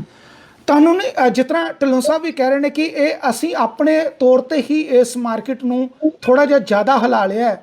ਸਾਨੂੰ ਵੀ ਰਲ ਕੇ ਕੋਸ਼ਿਸ਼ ਕਰਨੀ ਚਾਹੀਦੀ ਹੈ ਕਿ ਅਸੀਂ ਵੀ ਇੱਕ ਮੰਚ ਦੇ ਉੱਤੇ ਬੈਠ ਕੇ ਸਲਾਹ ਕਰੀਏ ਕਿ ਰੋਜ਼ ਦਿਹਾੜੀ ਜਿਹੜੇ ਰੇਟ ਸੁੱਟ ਕੇ ਕੀ ਆਪਾਂ ਕਿੰਨਾ ਕੁ ਨੁਕਸਾਨ ਆਪਣਾ ਕਰਨਾ ਹੈ। ਜੀ ਬਿਲਕੁਲ ਮਨੀਸ਼ ਜੀ ਬਿਲਕੁਲ ਠੀਕ ਗੱਲ ਕਹੀ ਹੈ, ਕਿਉਂਕਿ ਜਦੋਂ ਨਾ ਆਹ ELD ਦਾ ਰੌਲਾ ਪੈਂਦਾ ਸੀਗਾ ਉਦੋਂ ਆਪਣੇ ਪੰਜਾਬੀ ਭਰਾਵਾਂ ਨੇ ਕਾਫੀ ਕੈਲੀਫੋਰਨੀਆ ਦੇ ਵਿੱਚ ਇਕੱਠ ਕੀਤੇ ਤੇ ਮੈਨੂੰ ਵੀ 1-2 ਇਕੱਠਾਂ ਦੇ ਵਿੱਚ ਜਾਣ ਦਾ ਮੌਕਾ ਮਿਲਿਆ। ਜਦੋਂ ਬੇਕਰਸਫੀਲਡ ਦੇ ਵਿੱਚ ਉਹ ਇਕੱਠ ਹੋਇਆ ਨਾ ਤਾਂ ਉੱਥੇ ਮੈਨੂੰ ਕਹਿੰਦੇ ਤੂੰ ਬੋਲ 5-4 ਮਿੰਟ ਵਾਸਤੇ। ਮੈਂ ਆਪਦੀ ਜਿਵੇਂ ਮਤਲਬ ਬੁੱਧ ਮੁਤਾਬਕ ਮੈਂ ਕਿਹਾ ਵੀ ELD ਲੱਗ ਜੇ ਨੋ ਪ੍ਰੋਬਲਮ, ਲੱਗਣੀ ਚਾਹੀਦੀ ਹੈ ਟਰੱਕਾਂ ਦੇ ਵਿੱਚ ਜਿਹੜੇ ਲੋਕ ਐਕਸਟਰਾ ਆਵਰ ਚਲਾਉਂਦੇ ਆ ਜਾਂ ਕੁਛ ਹੋਰ ਕਰਕੇ ਗਲਤ ਮਲ ਤਰੀਕੇ ਨਾਲ ਲਾਗ ਬੁੱਕ ਨੂੰ ਅੱਗੇ ਪਿੱਛੇ ਕਰਦੇ ਆ, ਉਹ ਬੰਦ ਹੋਵੇ। ਪਰ ਇਹਦੇ ਨਾਲ ਮੈਂ ਕਿਹਾ ਵੀ ELD ਲੱਗ ਜੇ, ਪਰ ਸਾਨੂੰ ਜਿਹੜੇ ਸਾਡੇ ਵੇਟਿੰਗ ਟਾਈਮ ਵੇਅਰ ਹਾਊਸਾਂ ਦੇ ਵਿੱਚ ਹੁੰਦਾ, ਉੱਥੇ ਸਾਨੂੰ 12-12 14-14 ਘੰਟੇ ਬੰਨ੍ਹ ਕੇ ਬਿਠਾਇਆ ਜਾਂਦਾ, ਉਹਦਾ ਕੋਈ ਪੈਸਾ ਨਹੀਂ ਮਿਲਦਾ। ਇਸੇ ਤਰੀਕੇ ਦੇ ਨਾਲ ਜਿਹੜੇ ਬਾਰਡਰ ਦੇ ਟਾਊਨ ਆ, ਉੱਥੇ 2-2 3-3 ਦਿਨ ਵੀ ਬਹਿ ਕੇ ਲੋਡ ਚੱਕਣਾ ਪੈਂਦਾ, ਜਿਵੇਂ ਮਕੈਲਨ ਹੋਇਆ, ਨਗਾਲਸ ਹੋਇਆ, ਅਯੂਮਾ ਹੋਇਆ, ਇਹਨਾਂ ਪਲੇਸਾਂ ਦੇ ਵਿੱਚ। ਵੀ ਸਾਨੂੰ ਸਾਡੀ ਜਿਹੜੀ ਮੇਨ ਜਿਹੜੀ ਪ੍ਰੋਬਲਮ ਹੈਗੀ ਆ, ਉਹ ਇਹੀ ਆ ਕਿ ਸਾਨੂੰ ਜਿਹੜਾ ਰੇਟ ਆ ਉਹ ਪੂਰਾ ਮਿਲੇ, ਸਾਨੂੰ ਵੇਟਿੰਗ ਟਾਈਮ ਪੂਰਾ ਮਿਲੇ, ਸਾਨੂੰ ਰੈਸਟ ਰੂਮ ਵਗੈਰਾ ਯੂਜ਼ ਕਰਨ ਵਾਸਤੇ ਦਿੱਤੇ ਜਾਣ ਵੇਅਰ ਹਾਊਸਾਂ ਦੇ ਵਿੱਚ। ਤੇ ਵੀ ਇਹ ਸਾਡੀਆਂ ਮੇਨ ਮੁੱਖ ਮੰਗਾਂ ਹੋਣੀਆਂ ਚਾਹੀਦੀਆਂ, ਨਾ ਕਿ ਸਾਡੀ ਮੰਗ ਇਹ ਹੋਵੇ ਕਿ ਅਸੀਂ ELD ਨਹੀਂ ਲਾਉਣੀ ਟਰੱਕ ਦੇ ਵਿੱਚ। ਇਹ ਤਾਂ ਕੋਈ ਮਤਲਬ ਨਹੀਂ। ਜਦੋਂ ਕੋਈ ਲਾ ਬਣਦਾ, ਕਾਨੂੰਨ ਬਣਦਾ, ਤਾਂ ਉਹਨੂੰ ਸਾਨੂੰ ਫਾਲੋ ਕਰਨਾ ਚਾਹੀਦਾ। ਅੱਜ ਵੀ ਹੁਣ ਜਿਸ ਤਰੀਕੇ ਦੇ ਨਾਲ ਰੇਟ ਥੱਲੇ ਡਿੱਗ ਰਹੇ ਹੈਗੇ ਆ, ਦਿਨ ਬ ਦਿਨ ਥੱਲੇ ਜਾ ਰਹੇ ਆ, ਵੇਅਰ ਹਾਊਸਾਂ ਦੇ ਵਿੱਚ ਵੇਟਿੰਗ ਚੱਲ ਰਹੀ ਹੈਗੀ ਆ। ਸੋ ਉਹਦੇ ਖਿਲਾਫ ਸਾਨੂੰ ਇਹ ਨਹੀਂ ਕਰਨਾ ਚਾਹੀਦਾ ਕਿ ਅਸੀਂ FMCSA ਦੇ ਜਿਹੜੇ ਰੂਲ ਆ ਉਹਨਾਂ ਨੂੰ ਨਹੀਂ ਮੰਨਦੇ, ਜਾਂ ਅਸੀਂ FMCSA ਹੀ ਖਤਮ ਕਰ ਦੇਣੀ ਹੈ। ਇਹ ਸਾਡੇ ਵੱਸ ਦਾ ਰੋਗ ਨਹੀਂ, ਕਿਉਂਕਿ ਸੈਂਟਰਲ ਏਜੰਸੀ ਆ। ਜਿਹੜੀ ਚੀਜ਼ ਅਸੀਂ ਕਰ ਸਕਦੇ ਆ, ਜਿਵੇਂ ਰੈਸਟ ਰੂਮ ਵਗੈਰਾ ਸਾਨੂੰ ਨਹੀਂ ਵਰਤਣ ਦਿੱਤੇ ਜਾ ਰਹੇ, ਉਹ ਸਾਡਾ ਹੱਕ ਬਣਦਾ ਵੀ ਅਸੀਂ ਉਹਦੇ ਬਾਰੇ ਜਿਵੇਂ ਰਮਨ ਦੀ ਐਸੋਸੀਏਸ਼ਨ ਬਣਾਈ ਹੋਈ ਆ, ਉਹਦੇ ਥਰੂ ਗਵਰਨਮੈਂਟ ਨੂੰ ਆਪਦੀ ਗੱਲ ਪਹੁੰਚਾਈਏ। ਸਾਡੇ ਕਾਂਗਰਸਮੈਨ ਵਗੈਰਾ ਹੈਗੇ ਆ, ਉਹਨਾਂ ਦੇ ਥਰੂ ਸਾਨੂੰ ਵੇਟਿੰਗ ਟਾਈਮ ਦੀ ਗੱਲਬਾਤ ਹੋਵੇ, ਜਾਂ ਜਿਹੜਾ ਸਾਨੂੰ ਡਾਲਰ ਰੇਟ ਇਸ ਟਾਈਮ ਨਹੀਂ ਮਿਲ ਰਿਹਾ, ਉਹ ਇੱਕ ਕੋਈ ਪੱਕਾ ਹੋਵੇ ਵੀ ਜਿਹੜਾ ਟਰੱਕ ਹੈਗਾ ਉਹਨੂੰ $2.5 ਮੀਲ ਦੇ ਮਿਲਣਗੇ, ਚਾਹੇ ਜੋ ਮਰਜ਼ੀ। ਬਿਲਕੁਲ। ਹੁਣ ਬਰੋਕਰਾਂ ਦਾ ਜਿਵੇਂ ਜੀ ਕਰਦਾ ਹੈਗਾ, ਉਸ ਤਰੀਕੇ ਦੇ ਨਾਲ ਆਪਾਂ ਨੂੰ ਉਹ ਪੈਸੇ ਪੇ ਕਰਦੇ ਆ, ਨਾ ਕਿ ਸਾਡੀ ਕੋਈ ਮਰਜ਼ੀ ਆ। ਉਹ ਜਿਵੇਂ ਆਪਾਂ ਇੰਡੀਆ 'ਚ ਗੱਲ ਕਰਦੇ ਹੁੰਦੇ ਨਾ ਵੀ ਕਿਸਾਨ ਮੰਡੀ ਦੇ ਵਿੱਚ ਆਪਦੀ ਫਸਲ ਲੈ ਕੇ ਜਾਂਦਾ, ਤੇ ਉਹਦਾ ਜਿਹੜਾ ਮੁੱਲ ਆ ਉਹ ਆੜ੍ਹਤੀਏ ਜਾਂ ਵਪਾਰੀ ਤੈਅ ਕਰਦੇ ਆ। ਸੋ ਇਸੇ ਤਰੀਕੇ ਦੇ ਨਾਲ ਜਿਹੜਾ ਟਰੱਕਰ ਆ, ਟਰੱਕ ਸਾਡਾ ਆਪਦਾ, ਸਾਰਾ ਕੁਝ ਸਾਡਾ ਆਪਦਾ, ਇੰਸ਼ੋਰੈਂਸ ਆਪਦੀ ਆ, ਲੇਕਿਨ ਸਾਡੇ ਜਿਹੜੇ ਰੇਟ ਆ ਉਹ ਬਰੋਕਰ ਤੈਅ ਕਰਦੇ ਆ, ਕਿਉਂਕਿ ਸਾਡੀ ਯੂਨਿਟੀ ਹੈ ਨਹੀਂ ਗੀ। ਟਰੱਕਿੰਗ ਵੱਧ ਰਹੇ ਆ ਜਿਵੇਂ ਗੱਲ ਬਹੁਤ ਜ਼ਿਆਦਾ। ਸੋ ਇਹ ਚੀਜ਼ਾਂ ਤੋਂ ਸਾਨੂੰ ਉੱਪਰ ਉੱਠ ਕੇ ਕੋਈ ਨਾ ਕੋਈ ਸਾਂਝਾ ਪਲੇਟਫਾਰਮ ਬਣਾਉਣਾ ਚਾਹੀਦਾ, ਜਿਹਦੇ ਜ਼ਰੀਏ ਅਸੀਂ ਆਪਦੀ ਗੱਲਬਾਤ ਸਰਕਾਰ ਤੱਕ ਪਹੁੰਚਾ ਸਕਦੇ ਹੋਈਏ। ਪਰ ਇਹਦੇ ਚ ਬਿਲਕੁਲ ਨੀਟਾ ਜੀ, ਮੈਂ ਇੱਕ ਚੀਜ਼ ਹੋਰ ਜਿਹੜੀ ਐਡ ਕਰਦਾ, ਜਿਸ ਤਰੀਕੇ ਨਾਲ ਆਪਣੇ ਸਾਹਮਣੇ ਹੈਗਾ ਕਿ ਬ੍ਰੋਕਰਸ ਦੀ ਪ੍ਰੋਬਲਮ ਜਿਹੜੀ ਹੈ ਸ਼ੁਰੂ ਤੋਂ ਰਹੀ ਹੈ, ਪਰ COVID-19 ਨੂੰ ਲੈ ਕੇ ਜਿਸ ਤਰੀਕੇ ਨਾਲ ਟਰੱਕਿੰਗ ਇੰਡਸਟਰੀ ਜਿਹੜੀ ਹੈ ਸਰਕਾਰਾਂ ਦੇ ਅਤੇ ਆਫੀਸ਼ੀਅਲ ਦੀਆਂ ਅੱਖਾਂ ਦੇ ਵਿੱਚ ਆਈ ਹੈ, ਉਹਨਾਂ ਨੂੰ ਪਤਾ ਲੱਗਾ ਵੀ ਇਹ ਲੋਕੀ ਜਿਹੜੇ ਨੇ ਹਾਰਡ ਵਰਕ ਕਰਨ ਵਾਲੇ ਨੇ, ਇਹਨਾਂ ਨੇ ਸਾਡੀ ਲੋੜ ਦੇ ਸਮੇਂ ਜਿਹੜੀ ਹੈ ਮਦਦ ਕੀਤੀ ਹੈ, ਸਾਡੀ ਸਪੋਰਟ ਕੀਤੀ ਹੈ। ਤੁਹਾਨੂੰ ਨਹੀਂ ਲੱਗਦਾ ਕਿ ਇਹ ਸਹੀ ਮਾਇਨੇ 'ਚ ਮੌਕਾ ਹੈਗਾ, ਇਸ ਮੌਕੇ ਦੇ ਉੱਤੇ ਸਾਰਿਆਂ ਨੂੰ ਹੁਣ ਇਕੱਠੇ ਹੋਣ ਦੀ ਲੋੜ ਹੈ, ਤੇ ਇਕੱਠੇ ਹੋ ਕੇ ਜਿਹੜਾ ਆਪਾਂ ਨੂੰ ਅੱਗੇ ਵਧਣ ਦੀ ਲੋੜ ਹੈ ਕਿ ਅਸੀਂ ਆਪਣੀ ਮੰਗ ਨੂੰ ਜਿਹੜਾ ਉਹ ਮਨਵਾ ਸਕੀਏ? ਬਿਲਕੁਲ, ਇੱਕ ਸਿਸਟਮ ਦੇ ਥਰੂ ਸਾਨੂੰ ਆਵਾਜ਼ ਉਠਾਉਣੀ ਚਾਹੀਦੀ ਆ। ਜਿਸ ਤਰੀਕੇ ਨਾਲ ਫਰੀਵੇ ਬੰਦ ਕਰਤੇ ਜਾਂ ਜੀ ਪ੍ਰੋਟੈਸਟ ਕਰਕੇ ਟਰੱਕ ਉੱਥੇ ਸਟਕ ਕਰਤੇ, ਉਹਦਾ ਮੇਰੇ ਹਿਸਾਬ ਨਾਲ ਕੋਈ ਹੱਲ ਨਹੀਂ ਹੈਗਾ। ਹਾਂ, ਜਿਵੇਂ ਤੁਸੀਂ ਗੱਲ ਕਹੀ ਆ ਵੀ ਇਹਨਾਂ ਸਾਰਿਆਂ ਨੂੰ ਦਿਸਦਾ ਹੀ ਆ ਵੀ ਕਿਵੇਂ ਟਰੱਕਰਾਂ ਨੇ ਆਪਦੀ ਜਾਨ ਹੀਲ ਕੇ ਇਸ ਸਮੇਂ ਦੇ ਵਿੱਚ ਲੋਕਾਂ ਦੀ ਮਦਦ ਕੀਤੀ ਹੈ, ਸਟੋਰਾਂ ਦੀਆਂ ਸ਼ੈਲਫਾਂ ਭਰੀਆਂ ਹੈਗੀਆਂ। ਲੇਕਿਨ ਅੱਜ ਜੇ ਹੁਣ ਰੇਟ ਆਪਾਂ ਦੇਖੀਏ ਤਾਂ ਰੇਟ ਇੰਨੇ ਕੁ ਡਰਾਪ ਹੋਏ ਆ, ਮੈਨੂੰ ਲੱਗਦਾ ਵੀ ਇੰਨੇ ਮਾੜੇ ਰੇਟ ਤਾਂ ਅੱਜ ਤੱਕ ਅਮਰੀਕਾ ਦੇ ਵਿੱਚ ਰਹੇ ਨਹੀਂ ਹੋਣੇ ਜਿੰਨੇ ਅੱਜ ਇਸ ਸਮੇਂ ਦੇ ਵਿੱਚ ਆਏ ਹੋਏ ਹੈਗੇ ਆ। ਸੋ ਇਸ ਸਮੇਂ ਬਿਲਕੁਲ ਸਾਨੂੰ ਆਵਾਜ਼ ਉਠਾਉਣ ਦੀ ਲੋੜ ਆ, ਸਾਡੇ ਕਾਂਗਰਸਮੈਨਾਂ ਦੇ ਥਰੂ, ਸਾਡੇ ਸੈਨੇਟਰ ਦੇ ਥਰੂ, ਜਾਂ ਜਿਵੇਂ ਸਾਡੀਆਂ ਐਸੋਸੀਏਸ਼ਨ ਬਣਾਉਣ ਦੀ ਲੋੜ ਹੈਗੀ ਆ, ਜਿਵੇਂ ਨਾਪਟਾ ਬਣੀ ਹੋਈ ਹੈਗੀ ਆ ਰਮਨ ਹੋਣਾ ਦੀ। ਸਾਨੂੰ ਇੱਕ ਪਲੇਟਫਾਰਮ ਬਣਾ ਕੇ ਇੱਕ ਵਕੀਲਾਂ ਦੀ ਟੀਮ ਦੇ ਥਰੂ ਸਾਡੀ ਜਿਹੜੀ ਆਵਾਜ਼ ਆ ਉਹ ਸਰਕਾਰ ਤੱਕ ਪਹੁੰਚਾਉਣੀ ਚਾਹੀਦੀ ਹੈ।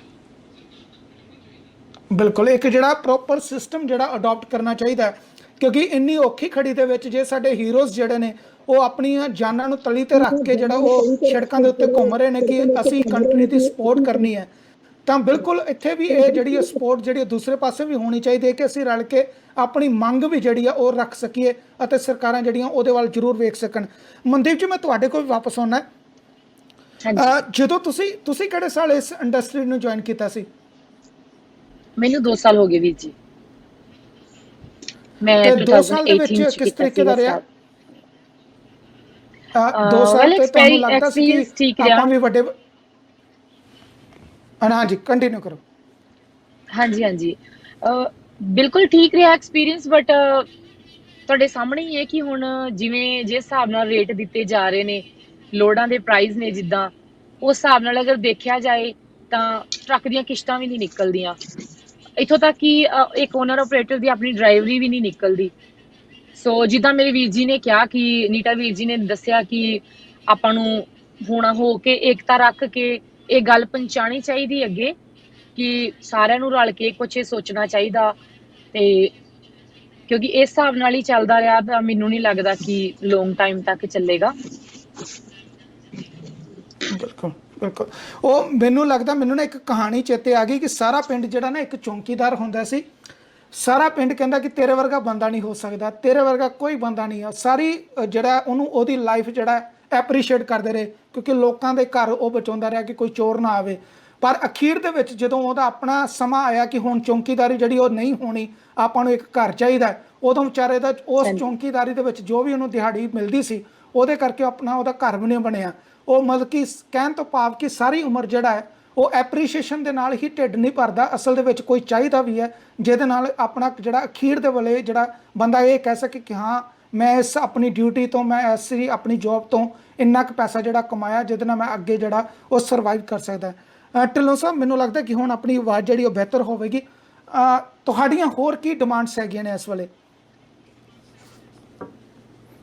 ਇੱਕ ਤਾਂ ਜੀ ਤੁਹਾਡੀ ਆਵਾਜ਼ ਮੈਨੂੰ ਇੱਧਰ ਬਿਲਕੁਲ ਨਹੀਂ ਸੁਣ ਰਹੀ ਹੈਗੀ। ਮੇਰੇ ਖਿਆਲ ਸ਼ਾਇਦ ਤੁਸੀਂ ਮੇਰੇ ਕੋਲੋਂ ਕੁਐਸਚਨ ਪੁੱਛਿਆ ਹੈਗਾ, ਬਟ ਤੁਸੀਂ ਡਿਮਾਂਡ ਦੇ ਬਾਰੇ ਪੁੱਛਿਆ ਸੀ। ਡਿਮਾਂਡ ਜਿਹੜੀ ਹੈਗੀ ਆ, ਦੇਖੋ ਡਿਮਾਂਡ ਅਸੀਂ ਉਦੋਂ ਕਰ ਸਕਦੇ ਹਾਂ ਜਦੋਂ ਅਸੀਂ ਸਟਰੋਂਗਲੀ ਹੈਗੇ ਹਾਂ, ਜਦੋਂ ਸਾਡੇ ਕੋਲ ਨੰਬਰਸ ਹੈਗੇ ਆ। ਜੇ ਸਾਡੇ ਕੋਲ ਨੰਬਰਸ ਹੈ ਨਹੀਂ ਗੇ, ਜੇ ਸਾਡਾ ਏਕਾ ਹੈ ਨਹੀਂ ਗਾ, ਸਾਡੇ ਕੋਲ ਇਨਾਫ ਬੰਦੇ ਨਹੀਂ ਸਾਡੇ ਪਿੱਛੇ ਖੜੇ ਹੈਗੇ, ਤੇ ਸਾਡਾ ਡਿਮਾਂਡਸ ਰੱਖਣ ਦਾ ਕੋਈ ਫਰਕ ਨਹੀਂ ਰਹਿ ਜਾਂਦਾ। ਉਹ ਇੱਕ ਸਿਰਫ ਖਿਆਲਾਂ ਦੇ ਵਿੱਚ ਗੱਲ ਰਹਿ ਜਾਂਦੀ ਆ, ਇੱਕ ਗੱਲਾਂ ਦੇ ਵਿੱਚ ਗੱਲ ਰਹਿ ਜਾਂਦੀ ਆ। ਜੇ ਉਹਨੂੰ ਅਸਲੀ ਢੰਗ ਦੇ ਨਾਲ ਅੱਗੇ ਲੈ ਕੇ ਜਾਣਾ ਆ, ਨੰਬਰਸ ਦੀ ਲੋੜ ਹੈਗੀ ਆ, ਲੋਕਾਂ ਨੂੰ ਜੁਆਇਨ ਕਰਨਾ ਚਾਹੀਦਾ। ਜੁਆਇਨ ਕਰਨ ਦੇ ਲਈ ਜੁਆਇਨ ਕਰਕੇ ਹੀ ਇਹਨੂੰ ਅੱਗੇ ਲੈ ਕੇ ਜਾਇਆ ਜਾ ਸਕਦਾ। ਬਾਕੀ ਦੂਸਰੀ ਗੱਲ ਰਹੇਗੀ ਕਿ ਜਿਹੜੀ ਸਾਡੀ ਆਪਣੀ ਖੁਦ ਦੀ ਇੰਡਸਟਰੀ ਹੈਗੀ ਆ, ਇਹਦੇ ਵਿੱਚ ਜਦੋਂ ਅਸੀਂ ਸ਼ੁਰੂ ਕੀਤੀ ਸੀਗੀ ਅਮਰੀਕਾ ਦੇ ਵਿੱਚ ਟਰੱਕਿੰਗ 96 ਦੇ ਵਿੱਚ, ਸਭ ਕੁਝ ਮਿਲਦਾ ਸੀਗਾ, ਵੇਟਿੰਗ ਟਾਈਮ ਵੀ ਮਿਲਦਾ ਸੀਗਾ, ਸਾਨੂੰ ਲੇ ਓਵਰ ਵੀ ਮਿਲਦੇ ਸੀਗੇ, ਸਾਰਾ ਕੁਝ ਹੁੰਦਾ ਸੀਗਾ। ਉਹਨੂੰ ਅਸੀਂ ਹੌਲੀ ਹੌਲੀ ਜਦੋਂ ਨਵਾਂ ਬੰਦਾ ਆਉਂਦਾ ਗਿਆ ਅੱਗੇ, ਉਹ ਇੱਕ ਇੱਕ ਕਾਰਨਰ ਕੱਟ ਕਰਦਾ ਗਿਆ। ਚੱਲ ਕੋਈ ਗੱਲ ਨਹੀਂ, ਤੂੰ ਮੈਨੂੰ ਲੋਡ ਦੇ ਦੇ, ਮੈਨੂੰ ਵੇਟਿੰਗ ਟਾਈਮ ਨਾ ਪੇ ਕਰੀ, ਮੈਨੂੰ ਆਹ ਨਾ ਕਰੀ, ਮੈਨੂੰ ਉਹ ਨਾ ਕਰੀ। ਸਾਡਾ ਬਕਾਇਦਾ ਤੌਰ 'ਤੇ ਉਦੋਂ ਕਾਂਟਰੈਕਟ ਹੁੰਦਾ ਸੀਗਾ, ਜਿਹੜਾ ਕਿ ਇੱਕ ਟਰੱਕਿੰਗ ਕੰਪਨੀ, ਇੱਕ ਅਸੀਂ ਡਿਲੀਵਰੀ ਕੰਪਨੀ ਦੇ ਤੌਰ 'ਤੇ ਅਸੀਂ ਕਾਂਟਰੈਕਟ ਬ੍ਰੋਕਰ ਕੋਲੋਂ ਵੀ ਸਾਈਨ ਕਰਵਾਉਂਦੇ, ਜਿੱਦਾਂ ਬ੍ਰੋਕਰ ਸਾਡੇ ਕੋਲੋਂ ਸਾਈਨ ਕਰਵਾਉਂਦਾ ਆ ਕਿ ਜੇ ਤੂੰ ਸਾਨੂੰ ਲੋਡ ਦੇਣਾ ਆ ਤਾਂ ਅਸੀਂ ਤੇਰਾ ਲੋਡ ਕਰਨਾ, ਸਾਡੀਆਂ ਆਹ ਕੰਡੀਸ਼ਨਾਂ ਹੈਗੀਆਂ। ਸੋ ਉਹ ਸਾਈਨ ਹੁੰਦਾ ਸੀਗਾ ਬਕਾਇਦਾ ਤੌਰ 'ਤੇ। ਔਰ ਉਹ ਜਿੱਦਾਂ ਜਿੱਦਾਂ ਹੁਣ ਇੰਡਸਟਰੀ ਅੱਗੇ ਵੱਧਦੀ ਗਈ, ਉਹ ਜਿਹੜੀਆਂ ਚੀਜ਼ਾਂ ਸੀਗੀਆਂ ਉਹਨਾਂ ਨੂੰ ਲੋਕੀ ਛੱਡਦੇ ਗਏ। ਉਹ ਰਿਕੁਆਇਰਮੈਂਟਾਂ ਪੂਰੀਆਂ ਨਹੀਂ ਕਰਦੇ, ਕਾਹਲੀ ਦੇ ਵਿੱਚ ਲੋਡ ਲੈ ਲੈਣਾ, ਕਾਹਲੀ ਦੇ ਵਿੱਚ ਕੰਮ ਕਰਨਾ, ਉਹ ਚੀਜ਼ਾਂ ਹੁੰਦੀਆਂ ਜਾ ਰਹੀਆਂ। ਔਰ ਉਹਦੇ ਨਾਲ ਦੇ ਨਾਲ ਹੀ ਜਿਹੜਾ ਆ, ਇਸੇ ਕਰਕੇ ਜਿਹੜਾ ਇਹ ਸਾਰੀਆਂ ਚੀਜ਼ਾਂ ਹੋ ਰਹੀਆਂ। ਜੇ ਹੁਣ ਅਸੀਂ ਖੁਦ ਹੀ ਆਪਣੇ ਹੱਕ ਛੱਡਦੇ ਜਾਵਾਂਗੇ ਤੇ ਅਲਟੀਮੇਟਲੀ ਉਹ ਹੱਕ ਜਿਹੜੇ ਸਾਡੇ ਕੋਲੋਂ ਕਿਤੇ ਨਾ ਕਿਤੇ ਗੁਆਚ ਜਾਣੇ ਆ ਸਾਰੇ। ਬਿਲਕੁਲ, ਇਹ ਗੱਲ ਵੈਸੇ ਸਹੀ ਵੀ ਹੈ ਜਿਸ ਤਰੀਕੇ ਨਾਲ ਤੁਸੀਂ ਦੱਸਿਆ ਕਿ ਅਸੀਂ ਆਪਣੇ ਹੱਥੀਂ ਆਪ ਕੁਹਾੜੇ ਮਾਰੇ ਨੇ। ਹੁਣ ਕਿਸੇ ਨੂੰ ਕੀ ਇਹਦੇ ਵਾਸਤੇ ਬਲੇਮ ਦਈਏ, ਕਿਉਂਕਿ ਸਿਰਫ ਆਪਣੇ ਵਾਸਤੇ ਕਾਰੋਬਾਰ ਲੈਣ ਵਾਸਤੇ ਜਾਂ ਇੱਕ ਡਾਇਰੈਕਟ ਲਕੀਰ ਕੱਢਣ ਵਾਸਤੇ ਅਸੀਂ ਦੂਜੇ ਦੀ ਲਕੀਰ ਨੂੰ ਛੋਟਾ ਕਰਨ ਤੁਰੇ ਹਾਂ, ਤੇ ਹੁਣ ਆਪਾਂ ਕਿਸੇ ਨੂੰ ਕੀ ਬਲੇਮ ਇਹਦੇ 'ਚ ਕਰ ਸਕਦੇ ਹਾਂ। ਪਰ ਜਦੋਂ ਆਪਾਂ ਨਾਪਟਾ ਦੀ ਗੱਲ ਕਰਦੇ ਹਾਂ, ਨਾਪਟਾ ਤੇ ਇਹ ਵੀ ਇੱਕ ਆਪਣੇ ਸਭ ਤੋਂ ਵੱਡੀ ਪ੍ਰੋਬਲਮ ਹੈਗੀ ਆ ਕਿ ਜੇ ਚਾਰ ਲੋਕੀ ਇਕੱਠੇ ਹੋ ਗਏ ਨੇ ਤੇ ਆਪਣੇ ਭਾਈਚਾਰੇ ਦੀ ਇਹ ਵੀ ਹੁੰਦਾ ਕਿ ਅਸੀਂ ਵੀ ਚਾਰ ਬੰਦੇ ਇਕੱਠੇ ਹੋ ਜਾਈਏ ਕਿ ਆਪਣੇ ਵੀ ਆਪਾਂ ਬਰਾਬਰੀ ਕਰਨੀ ਹੈ ਘੱਟ ਤੋਂ ਘੱਟ। ਕੀ ਆਪਣੇ ਇੱਥੇ ਵੀ ਪ੍ਰੋਬਲਮ ਹੈਗੀ ਹੈ ਕਿ ਵੱਖੋ ਵੱਖ ਐਸੋਸੀਏਸ਼ਨਸ ਨੇ ਅਤੇ ਵੱਖੋ ਵੱਖਰੀਆਂ ਗੱਲਾਂ ਨੇ, ਵੱਖੋ ਵੱਖਰੇ ਤਰੀਕੇ ਨਾਲ ਆਪਣੇ ਢੋਲ ਵਜਾਏ ਜਾ ਰਹੇ ਨੇ?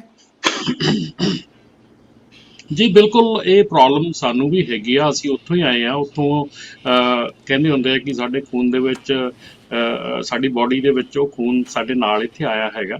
ਸੋ ਸਾਨੂੰ ਵੀ ਇਹ ਪ੍ਰੋਬਲਮਸ ਹੈਗੀਆਂ, ਸਾਨੂੰ ਵੀ ਇਸ਼ੂਜ਼ ਇੱਥੇ ਉਹੋ ਹੀ ਹੈਗੇ ਆ। ਪਰ ਸਟਿਲ ਇੱਥੇ ਥੋੜ੍ਹਾ ਜਿਹਾ ਇਹ ਫਾਇਦਾ ਹੈਗਾ ਕਿ ਅਸੀਂ ਹਰ ਇੱਕ ਚੀਜ਼ ਜਿਹੜੀ ਆ ਸਟਰਕਚਰ ਕੀਤੀ ਹੋਈ ਆ। ਹਰ ਇੱਕ ਚੀਜ਼ ਜਿਹੜੀ ਉਹ ਕਿਸੇ ਢੰਗ ਨਾਲ ਉਹਨੂੰ ਖੜਾ ਕੀਤਾ ਹੋਇਆ, ਉਹਦਾ ਸਟਰਕਚਰ ਆ, ਉਹਦੇ ਰੂਲ ਐਂਡ ਰੈਗੂਲੇਸ਼ਨਸ ਹੈਗੇ ਆ। ਜੇ ਹੁਣ ਐਸੋਸੀਏਸ਼ਨ ਹੈਗੀ ਆ, ਐਸੋਸੀਏਸ਼ਨ ਦੇ ਚਲਾਉਣ ਦੇ ਇੱਕ ਰੂਲ ਖੜੇ ਕੀਤੇ ਗਏ ਆ, ਇੱਕ ਢੰਗ ਤਰੀਕੇ ਦੇ ਨਾਲ ਇਹਨੂੰ ਇਸਟੈਬਲਿਸ਼ ਕੀਤਾ ਗਿਆ ਆ, ਤਾਂ ਕਿ ਇਹਦੇ ਵਿੱਚ ਕੋਈ ਵੀ ਜਿਹੜਾ ਇਨਸਾਨ ਹੈਗਾ, ਕੋਈ ਵੀ ਜਿਹੜਾ ਮੈਂਬਰ ਹੈਗਾ, ਕਿਸੇ ਇੱਕ ਦੇ ਕੋਲ ਕੋਈ ਪਾਵਰ ਨਹੀਂ ਹੈਗੀ, ਸਾਰਿਆਂ ਦੇ ਕੋਲ ਪਾਵਰ ਹੈਗੀ ਆ। ਔਰ ਇਸ ਚੀਜ਼ ਨੂੰ ਇਹ ਮੇਰੇ ਖਿਆਲ ਦੇ ਵਿੱਚ ਬਹੁਤ ਫਰਕ ਹੈਗਾ ਉੱਥੇ ਨਾਲੋਂ ਤੇ ਇੱਥੇ ਨਾਲੋਂ। ਜਿਹੜੀ ਐਸੋਸੀਏਸ਼ਨ ਹੈਗੀ ਆ, ਉਹਨੂੰ ਰਨ ਕਰਨ ਦਾ ਤਰੀਕਾ ਜਿਹੜਾ ਬਹੁਤ ਡਿਫਰੈਂਟ ਹੈਗਾ। ਔਰ ਇੱਕ ਹੋਰ ਚੀਜ਼ ਮੈਂ ਜ਼ਰੂਰ ਇੱਥੇ ਕਹਿ ਦੇਣੀ ਚਾਹੁੰਦਾ ਕਿ ਐਸੋਸੀਏਸ਼ਨ ਜਿਹੜੀ ਇੱਥੇ ਹੈਗੀ ਆ, ਉਹ ਕਦੀ ਵੀ ਕਿਸੇ ਇਲੀਗਲ ਐਕਟੀਵਿਟੀ ਨੂੰ ਸਪੋਰਟ ਨਹੀਂ ਕਰੂਗੀ, ਕਿਉਂਕਿ ਇੱਥੇ ਹਰ ਇੱਕ ਚੀਜ਼ ਜਿਹੜੀ ਆ ਲੀਗਲ ਢੰਗ ਨਾਲ ਕਰਨੀ ਪੈਂਦੀ ਆ। ਅਸੀਂ ਜੇ ਆਪਣੇ ਇਕੱਠੇ ਹੋ ਕੇ ਤੁਸੀਂ ਸਾਨੂੰ ਬਹੁਤ ਇਹ ਪੁਸ਼ ਆਉਂਦਾ ਕਿ ਤੁਸੀਂ ਇਕੱਠੇ ਹੋ ਕੇ ਕੋਈ ਕਹਿੰਦਾ ਕਿ ਤੁਸੀਂ ਡਰਾਈਵਰਾਂ ਦੀ ਤਨਖਾਹ ਘਟਾ ਦਿਓ, ਕੋਈ ਕਹਿੰਦਾ ਕਿ ਤੁਸੀਂ ਬ੍ਰੋਕਰ ਨੂੰ ਲੋਡ ਦੇ ਰੇਟ ਵਧਾਓ, ਤੁਸੀਂ ਆਹ ਕਰੋ, ਤੁਸੀਂ ਉਹ ਕਰੋ। ਇਹ ਚੀਜ਼ਾਂ ਜਿਹੜੀਆਂ ਇਹ ਕਹਿਣ ਸੁਣਨ ਦੇ ਵਿੱਚ ਬਹੁਤ ਚੰਗੀਆਂ ਲੱਗਦੀਆਂ, ਲੇਕਿਨ ਇਹਨਾਂ ਨੂੰ ਕਰਨਾ ਔਰ ਇਹਨਾਂ ਦੇ ਉੱਤੇ ਅਮਲ ਕਰਨਾ ਜਿਹੜਾ ਆ ਉਹ ਬਹੁਤ ਔਖਾ ਆ, ਔਰ ਬਹੁਤ ਲੀਗਲ ਚੀਜ਼ਾਂ ਹੁੰਦੀਆਂ ਜਿਨ੍ਹਾਂ ਨੂੰ ਮੱਦੇਨਜ਼ਰ ਰੱਖ ਕੇ ਤੁਸੀਂ ਇਹ ਸਾਰੇ ਕੰਮ ਕਰਨੇ ਹੁੰਦੇ ਆ, ਬੜੇ ਤਰੀਕੇ ਦੇ ਨਾਲ ਕਰਨੇ ਹੁੰਦੇ ਆ। ਪਰ ਸਾਡੀ ਜਿਹੜੀ ਕਮਿਊਨਿਟੀ ਹੈਗੀ ਆ ਉਹਦੇ ਵਿੱਚ ਇਸ ਚੀਜ਼ ਨੂੰ ਜਿਹੜੀ ਸੋਚ ਆ ਉਹ ਬਹੁਤ ਦੂਰ ਹੈਗੀ ਆ, ਔਰ ਜੇ ਐਸੋਸੀਏਸ਼ਨ ਦਾ ਕੋਈ ਮੈਂਬਰ ਬਣਦਾ ਤਾਂ ਉਹ ਇੱਕ ਸਿਰਫ ਦਿਨ ਰਾਤ ਦੇ ਵਿੱਚ ਚਾਹੁੰਦਾ ਕਿ ਸਾਰਾ ਜਿਹੜਾ ਆ ਅਸਰ ਖਤਮ ਹੋ ਜਾਵੇ। ਜਿੱਦਾਂ ਹੁਣ ਨੀਟੇ ਹੁਣਾਂ ਨੇ ਗੱਲ ਕੀਤੀ ਆ ਵੀ ਡਿਟੈਂਸ਼ਨ ਦੀ, ਜਾਂ ਸਾਨੂੰ ਜਿਹੜਾ ਡਿਟੈਂਸ਼ਨ ਟਾਈਮ ਨਹੀਂ ਮਿਲਦਾ। ਅੱਜ ਤੋਂ 4-5 ਮਹੀਨੇ ਪਹਿਲਾਂ ਗਵਰਨਮੈਂਟ ਨੇ ਸਾਨੂੰ 90 ਡੇਜ਼ ਦਿੱਤੇ ਸੀਗੇ ਕਿ ਅਸੀਂ ਡਿਟੈਂਸ਼ਨ ਦੇ ਉੱਤੇ ਆਪਣੇ ਵਿਚਾਰ ਦੱਸੀਏ, ਅਸੀਂ ਡਿਟੈਂਸ਼ਨ ਦੇ ਉੱਤੇ ਕਿੱਦਾਂ ਸਾਨੂੰ ਕਿਹੜੀਆਂ ਟਰਬਲਸ ਆਉਂਦੀਆਂ, ਕਿਹੜੀਆਂ ਪ੍ਰੋਬਲਮਸ ਆਉਂਦੀਆਂ। ਤੇ ਤੁਸੀਂ ਯਕੀਨ ਮੰਨਿਓ ਸਾਰੇ ਅਮਰੀਕਾ ਦੇ ਵਿੱਚ ਸਿਰਫ 5200 ਕਾਮੈਂਟਸ ਆਏ ਸੀਗੇ, 5200 ਕਾਮੈਂਟਸ। ਸੋ ਅਸੀਂ ਬਹੁਤ ਮਤਲਬ ਕਿ ਰੌਲਾ ਪਾਇਆ, ਬਹੁਤ ਕੁਛ ਕਿਹਾ ਕੀਤਾ ਤਾਂ ਕਿ ਸਾਰੇ ਜਾਣੇ ਕਾਮੈਂਟਸ ਜ਼ਰੂਰ ਲਿਖਣ, ਜਿਵੇਂ ਵੀ ਮਰਜ਼ੀ ਲਿਖੋ, ਲੇਕਿਨ ਤੁਹਾਨੂੰ ਕਾਮੈਂਟਸ ਜ਼ਰੂਰ ਲਿਖਣੇ ਚਾਹੀਦੇ। ਅਸੀਂ ਕਾਮੈਂਟਸ ਪ੍ਰਪੇਅਰ ਕਰਕੇ ਸਾਰਿਆਂ ਨੂੰ ਸੈੱਟ ਵੀ ਬਣਾ ਕੇ ਦਿੱਤਾ ਕਿ ਤੁਸੀਂ ਸਾਰੇ ਜਣੇ ਕਾਮੈਂਟਸ ਆਪਣੇ ਪ੍ਰਪੇਅਰ ਕਰਕੇ ਆਪ ਪ੍ਰਪੇਅਰ ਕੀਤੇ ਕਰਾਏ ਕਾਮੈਂਟਸ ਹੈ, ਤੁਸੀਂ ਵਿੱਚ ਸਿਰਫ ਕਾਪੀ ਪੇਸਟ ਕਰਨਾ ਹੈ। ਉਹ ਵੀ ਸਾਡੀ ਪਬਲਿਕ ਨਹੀਂ ਕਰ ਸਕੀ। ਅਸੀਂ ਇੱਥੇ ਇੱਕ ਸਿਸਟਮ ਆ ਜੀ, ਹਰ ਇੱਕ ਚੀਜ਼ ਦਾ, ਹਰ ਇੱਕ ਕੰਮ ਦਾ ਇੱਕ ਸਿਸਟਮ ਆ। ਇਹ ਇੱਥੇ ਉਹ ਨਹੀਂ ਹੈਗਾ ਕਿ ਅੱਜ ਅਸੀਂ ਸਟ੍ਰਾਈਕ ਕਰ ਦਿਆਂਗੇ ਤੇ ਸਾਡਾ ਸਾਰੀ ਗੱਲ ਸੁਣੀ ਜਾਣੀ ਆ। ਸਟ੍ਰਾਈਕ ਵੀ ਹੁੰਦੀ ਆ, ਪ੍ਰੋਟੈਸਟ ਵੀ ਹੁੰਦਾ ਆ ਇੱਥੇ, ਪਰ ਇੱਕ ਢੰਗ ਤਰੀਕੇ ਨਾਲ ਹੁੰਦਾ, ਇੱਕ ਸਿਸਟਮੈਟਿਕ ਢੰਗ ਦੇ ਨਾਲ ਹੁੰਦਾ ਆ। ਜਦੋਂ ਗੌਰਮੈਂਟ ਕਾਨੂੰਨ ਬਣਾਉਂਦੀ ਆ, ਜਦੋਂ ਗੌਰਮੈਂਟ ਕੁਛ ਵੀ ਕਰਦੀ ਆ, ਉਹ ਸਾਨੂੰ ਪੁੱਛਦੀ ਆ, ਸਾਡੇ ਨਾਲ ਸਾਨੂੰ ਟਾਈਮ ਦਿੱਤਾ ਜਾਂਦਾ ਉੱਤੇ ਕੌਮੈਂਟ ਕਰਨ ਦਾ। ਜੇ ਕੋਈ ਰੂਲ ਬਣ ਰਿਹਾ, ਹੁਣ ਵੀ ਜਿਹੜੇ ਰੂਲ ਬਣੇ ਸੀਗੇ ਆਪਣੇ ਇਹਦੇ ਆਪਣਾ ELD ਦੇ ਜਿਹੜੇ ਹੁਣ ਐਗਜ਼ੰਪਸ਼ਨਸ ਆਈਆਂ ਆ, ਉਹਦਾ ਜਦੋਂ ਰੂਲ ਬਣਿਆ ਸੀ ਉਦੋਂ ਵੀ 90 ਡੇਜ਼ ਦਾ ਸਾਨੂੰ ਮਿਲਿਆ ਸੀਗਾ। ਅਸੀਂ ELD ਦੇ ਬਾਰੇ ਦੇ ਵਿੱਚ ਅਸੀਂ ਆਪਣੀ ਮੈਗਜ਼ੀਨ ਦੇ ਵਿੱਚ 2013 ਤੋਂ ਰੌਲਾ ਪਾਉਂਦੇ ਆ ਰਹੇ ਆ ਕਿ ਇਹ ਕਾਨੂੰਨ ਆ ਰਿਹਾ, ਇਹਦੀਆਂ ਮੀਟਿੰਗਸ 'ਚ ਜਾਓ, ਇਹਦੀਆਂ ਮੀਟਿੰਗਸ 'ਚ ਬੈਠੋ, ਇਹਦੇ ਸੁਣੋ ਕੀ ਆ, ਉੱਥੇ ਵਿਚਾਰ ਦਿਓ। ਪਰ ਕਿਸੇ ਨੇ ਉਸ ਚੀਜ਼ ਨੂੰ ਗੌਲਿਆ ਨਹੀਂ ਜਦੋਂ ਤੱਕ ਕਿ 2017 ਤੱਕ ਇਹ ਜਿਹੜੀ ਆ ਇਹ ਸਾਡੇ ਸਿਰ ਤੇ ਆਣ ਕੇ ਖੜੀ ਹੋ ਗਈ। ਸੋ ਇਹ ਇੱਕ ਸਿਸਟਮੈਟਿਕ ਹੈ ਜੀ, ਹਰ ਇੱਕ ਚੀਜ਼ ਸਿਸਟਮ ਦੇ ਨਾਲ ਕਰਨੀ ਪੈਂਦੀ। ਪਰ ਆਪਣਾ ਜਿਹੜਾ ਭਾਈਚਾਰਾ ਖਾਸ ਤੌਰ 'ਤੇ ਇਸ ਦੇ ਬਾਰੇ ਨਹੀਂ ਸਮਝਦਾ, ਕਿਉਂਕਿ ਸਿਸਟਮੈਟਿਕ ਵਾਲੇ ਪਾਸੇ ਤਾਂ ਆਪਾਂ ਸ਼ਾਇਦ ਉਹ ਜਾਣਾ ਵੀ ਨਹੀਂ ਹੁੰਦਾ। ਨੀਟਾ ਜੀ, ਮੈਂ ਤੁਹਾਡੇ ਕੋਲ ਨਾ ਤੁਹਾਡਾ ਖਾਸ ਤੌਰ 'ਤੇ ਅਗਰ ਆਪਾਂ ਡਰਾਈਵਰੀ ਦੀ ਗੱਲ ਕਰੀਏ, ਠੀਕ ਹੈ ਕਿ ਇਹ ਤੁਹਾਡਾ ਮੇਨ ਪ੍ਰੋਫੈਸ਼ਨ ਹੈਗਾ, ਪਰ ਨਾਲ ਹੀ ਨਾਲ ਜਦੋਂ ਆਪਾਂ ਪੰਜਾਬੀਅਤ ਦੀ ਗੱਲ ਕਰਦੇ ਹਾਂ, ਪੰਜਾਬੀ ਭਾਈਚਾਰੇ ਦੀ ਗੱਲ ਕਰਦੇ ਹਾਂ, ਉਹਦੇ ਵਿੱਚ ਵੀ ਤੁਹਾਡਾ ਬਹੁਤ ਵੱਡਾ ਯੋਗਦਾਨ ਹੈਗਾ। ਬਤੌਰ ਪੱਤਰਕਾਰ ਤੁਸੀਂ ਸਮੇਂ-ਸਮੇਂ ਦੇ ਉੱਤੇ ਵੱਖ-ਵੱਖ ਪ੍ਰੋਫੈਸ਼ਨ ਦੀਆਂ ਜਿਹੜੀਆਂ ਚੀਜ਼ਾਂ ਨੇ ਜਾਂ ਉਹਦੀਆਂ ਖਾਮੀਆਂ ਨੇ ਜਾਂ ਉਹਦੀਆਂ ਉਪਲਬਧੀਆਂ ਜਿਹੜੀਆਂ ਨੇ ਉਹ ਲੋਕਾਂ ਦੇ ਸਾਹਮਣੇ ਆਪਣੀ ਕਲਮ ਦੇ ਰਾਹੀਂ ਲੈ ਕੇ ਆਉਂਦੇ ਹੋ। ਜਦੋਂ ਤੁਹਾਨੂੰ ਜੇ ਅਗਰ ਇਹ ਕਿਹਾ ਜਾਵੇ ਕਿ ਤੁਸੀਂ ਆਪਣੇ ਇਸ ਲਾਈਨ ਦੇ ਬਾਰੇ, ਟਰੱਕਿੰਗ ਲਾਈਨ ਦੇ ਬਾਰੇ ਜੇ ਲੋਕਾਂ ਦੇ ਸਾਹਮਣੇ ਗੱਲ ਲੈ ਕੇ ਆਓ, ਤਾਂ ਤੁਹਾਨੂੰ ਸਭ ਤੋਂ ਵੱਡੀਆਂ ਜਿਹੜੀਆਂ ਉਣਿਆਈਆਂ ਜਿਹੜੀਆਂ ਨੇ ਉਹ ਕੀ ਲੱਗਦੀਆਂ ਨੇ? ਅਸਲ ਵਿੱਚ ਮੇਨਲੀ ਨਾ ਬਾਈ ਜੀ, ਮੈਂ ਕਾਫੀ ਦੇਰ ਤੋਂ ਰਮਨ ਹੋਣਾ ਦੇ ਮੈਗਜ਼ੀਨ ਦੇ ਵਿੱਚ ਵੀ ਆਰਟੀਕਲ ਲਿਖਦਾ ਰਿਹਾ। ਮੈਂ ਫੇਸਬੁੱਕ ਦੇ ਉੱਤੇ ਵੀ ਅਕਸਰ ਲਾਈਵ ਹੋ ਕੇ ਜਿਹੜੀਆਂ ਸਾਡੀਆਂ ਊਣਤਾਂ ਹੁੰਦੀਆਂ ਹੈਗੀਆਂ ਉਹਨਾਂ ਬਾਰੇ ਗੱਲਬਾਤ ਕਰਦਾ ਰਹਿੰਦਾ। ਮੈਨੂੰ ਲੱਗਦਾ ਵੀ ਇੱਕ ਤਾਂ ਸਾਡੇ ਲੋਕ ਪੜ੍ਹਦੇ ਬਹੁਤ ਘੱਟ ਆ, ਜਿਵੇਂ ਆਪਾਂ ਟੈਲੀਫੋਨ ਤੇ ਬਹਿ ਗਏ ਸਾਰੀ ਦਿਹਾੜੀ ਆਪਾਂ ਉਗਦੀਆਂ ਪਤਾਲ ਗੱਲਾਂ ਕਰੀ ਜਾਣੀਆਂ। ਕੋਈ ਉਹ ਐਜੂਕੇਸ਼ਨ ਵਾਲੇ ਪਾਸੇ ਨੂੰ ਜਾਂ ਕੋਈ ਜਾਣਕਾਰੀ ਵਾਲੇ ਪਾਸੇ ਨੂੰ, ਜਾਂ ਜੇ ਆਪਾਂ ਟਰੱਕ ਚਲਾਉਂਦੇ ਆ ਤਾਂ ਆਪਾਂ ਨੂੰ ਉਹਦੇ ਬਾਰੇ ਆਪਣਾ ਡੂੰਘਾਈ ਬਾਰੇ ਜਾਣਕਾਰੀ ਨਹੀਂ ਹਾਸਿਲ ਕਰਦੇ ਵੀ ਇਹ ਚੀਜ਼ ਨੂੰ ਅਸੀਂ ਕਿਵੇਂ ਵਧੀਆ ਤਰੀਕੇ ਨਾਲ ਚਲਾ ਸਕਦੇ ਹੈਗੇ ਆ। ਸਾਰੀ ਜਿਹੜੀ ਟਿਕਟੋਕ ਬਣਾ ਲਈ, ਇੱਕ ਲੱਤ ਤਾਹਾਂ ਰੱਖ ਲਈ ਡੈਸ਼ਬੋਰਡ ਦੇ ਉੱਤੇ, ਰਾਈਟ, ਦੂਜੀ ਲੱਤ ਇੱਧਰ ਕਰਕੇ ਵੀਡੀਓ ਬਣਾ ਕੇ ਪਾਤੀ। ਸੋ ਮੇਰਾ ਖਿਆਲ ਆ ਵੀ ਇਹਨਾਂ ਚੀਜ਼ਾਂ ਤੋਂ ਉੱਪਰ ਉੱਠ ਕੇ ਨਾ ਸਾਨੂੰ ਥੋੜਾ ਜਿਹਾ, ਜਿਵੇਂ ਹੁਣ ਟੈਸਟ ਹੀ ਲਾ ਲਓ ਤੁਸੀਂ DMV ਦਾ, ਉਹਦੇ ਬਾਰੇ ਵੀ ਅਸੀਂ ਨਕਲ ਮਾਰ ਕੇ ਪਾਸ ਕਰਨਾ। ਸੋ ਫਿਰ ਤੁਸੀਂ ਆਪ ਹਿਸਾਬ ਲਾ ਲਓ ਵੀ ਸਾਨੂੰ ਐਜੂਕੇਟ ਅਸੀਂ ਕਿਵੇਂ ਹੋਵਾਂਗੇ ਇਸ ਚੀਜ਼ ਬਾਰੇ, ਹੈ ਨਾ। ਸਾਨੂੰ ਇਹ ਚੀਜ਼ਾਂ ਨੂੰ ਤੋਂ ਪਾਸੇ ਹਟ ਕੇ ਨਾ ਥੋੜਾ ਜਿਹਾ ਸਾਨੂੰ ਇੱਥੋਂ ਦੇ ਸਿਸਟਮ ਦੇ ਮੁਤਾਬਕ ਥੋੜਾ ਸਟੱਡੀ ਕਰਨਾ ਪਊਗਾ ਆਪਣਾ ਆਪ। ਜਿਹੜਾ ਅਸੀਂ ਇੰਡੀਆ ਤੋਂ ਉਹ ਜੱਟ ਪੁਣੇ ਵਾਲੀਆਂ ਗੱਲਾਂ ਜਾਂ ਉਹ ਮੁੰਡ ਪੁਣੇ ਵਾਲੀਆਂ ਗੱਲਾਂ ਉਹਨਾਂ ਨੂੰ ਛੱਡ ਕੇ ਥੋੜਾ ਜਿਹਾ ਸਿੰਸੀਅਰਲੀ ਸਾਨੂੰ, ਜਿਵੇਂ ਰਮਨ ਹੋਣੀ ਹੈਗੇ ਆ, ਮੈਂ ਦੇਖਿਆ ਵੀ ਇਹ ਬਹੁਤ ਕਾਬਲ ਸਾਡੇ ਭਾਈਚਾਰੇ ਦੇ ਹੈਗੀ ਹੈ ਸ਼ਖਸੀਅਤ, ਇਹਨਾਂ ਦਾ ਸਾਨੂੰ ਸਾਥ ਦੇਣਾ ਚਾਹੀਦਾ। ਜਿਵੇਂ ਨਾਪਟਾ ਇਹਨਾਂ ਨੇ ਸੰਸਥਾ ਬਣਾਈ ਹੋਈ ਆ, ਕੀ ਆ ਯਾਰ $100 ਫੀਸ ਆ ਸਾਲ ਦੀ, ਰਾਈਟ। ਅਸੀਂ $10 ਮਹੀਨੇ ਦੇ ਫੀਸ ਨਹੀਂ ਦੇ ਸਕਦੇ? ਜੇ ਅਸੀਂ ਸੰਸਥਾ ਨੂੰ ਮਜ਼ਬੂਤ ਕਰਾਂਗੇ, ਸਾਡੇ ਹੱਥ ਮਜ਼ਬੂਤ ਹੋਣਗੇ। ਕੱਲ ਨੂੰ ਕੋਈ ਸਰਕਾਰ ਤਾਂ ਗੱਲ ਪਹੁੰਚਾਉਣੀ ਆ, ਕੋਈ ਵਕੀਲ ਕਰਨੇ ਆ, ਤਾਂ ਅਸੀਂ ਆਪਣੀ ਗੱਲ ਰਮਨ ਹੋਣਾ ਕੋਲੇ ਪਹੁੰਚਾਵਾਂਗੇ। ਰਮਨ ਹੋਣੀ ਆਪਦੀ ਕੋਈ ਲੀਗਲ ਟੀਮ ਦੇ ਜ਼ਰੀਏ ਸਾਡਾ ਜਿਹੜਾ ਮਸਲਾ ਉਹ ਅੱਗੋਂ ਹੱਲ ਕਰਾਉਣਗੇ। ਹੁਣ ਇਹਨਾਂ ਨੇ ਇੱਕ ਫਿਊਲ ਕਾਰਡ ਕੱਢਿਆ ਹੋਇਆ, ਉਹ ਫਿਊਲ ਕਾਰਡ ਦੇ ਉੱਤੇ ਤਕਰੀਬਨ ਹਰੇਕ ਪੰਪ ਤੋਂ ਮੈਨੂੰ ਲੱਗਦਾ ਇਸ ਟਾਈਮ $1 ਤੋਂ ਉੱਪਰ ਡਿਸਕਾਊਂਟ ਮਿਲ ਰਿਹਾ ਹੈਗਾ। ਮੈਂ ਬਹੁਤ ਲੋਕਾਂ ਦੀਆਂ ਮਿੰਨਤਾਂ ਕਰ ਚੁੱਕਿਆ ਵੀ ਉਹ ਫਿਊਲ ਕਾਰਡ ਲੈ ਲਓ, ਉਹਦੇ ਬਾਰੇ ਜਿਵੇਂ ਕਿ ਕੁਝ ਵੀ ਨਹੀਂ ਹੈ, ਸਿਰਫ $100 ਉਹਦੀ ਮੈਂਬਰਸ਼ਿਪ ਹੈਗੀ ਆ ਸਾਲ ਦੀ।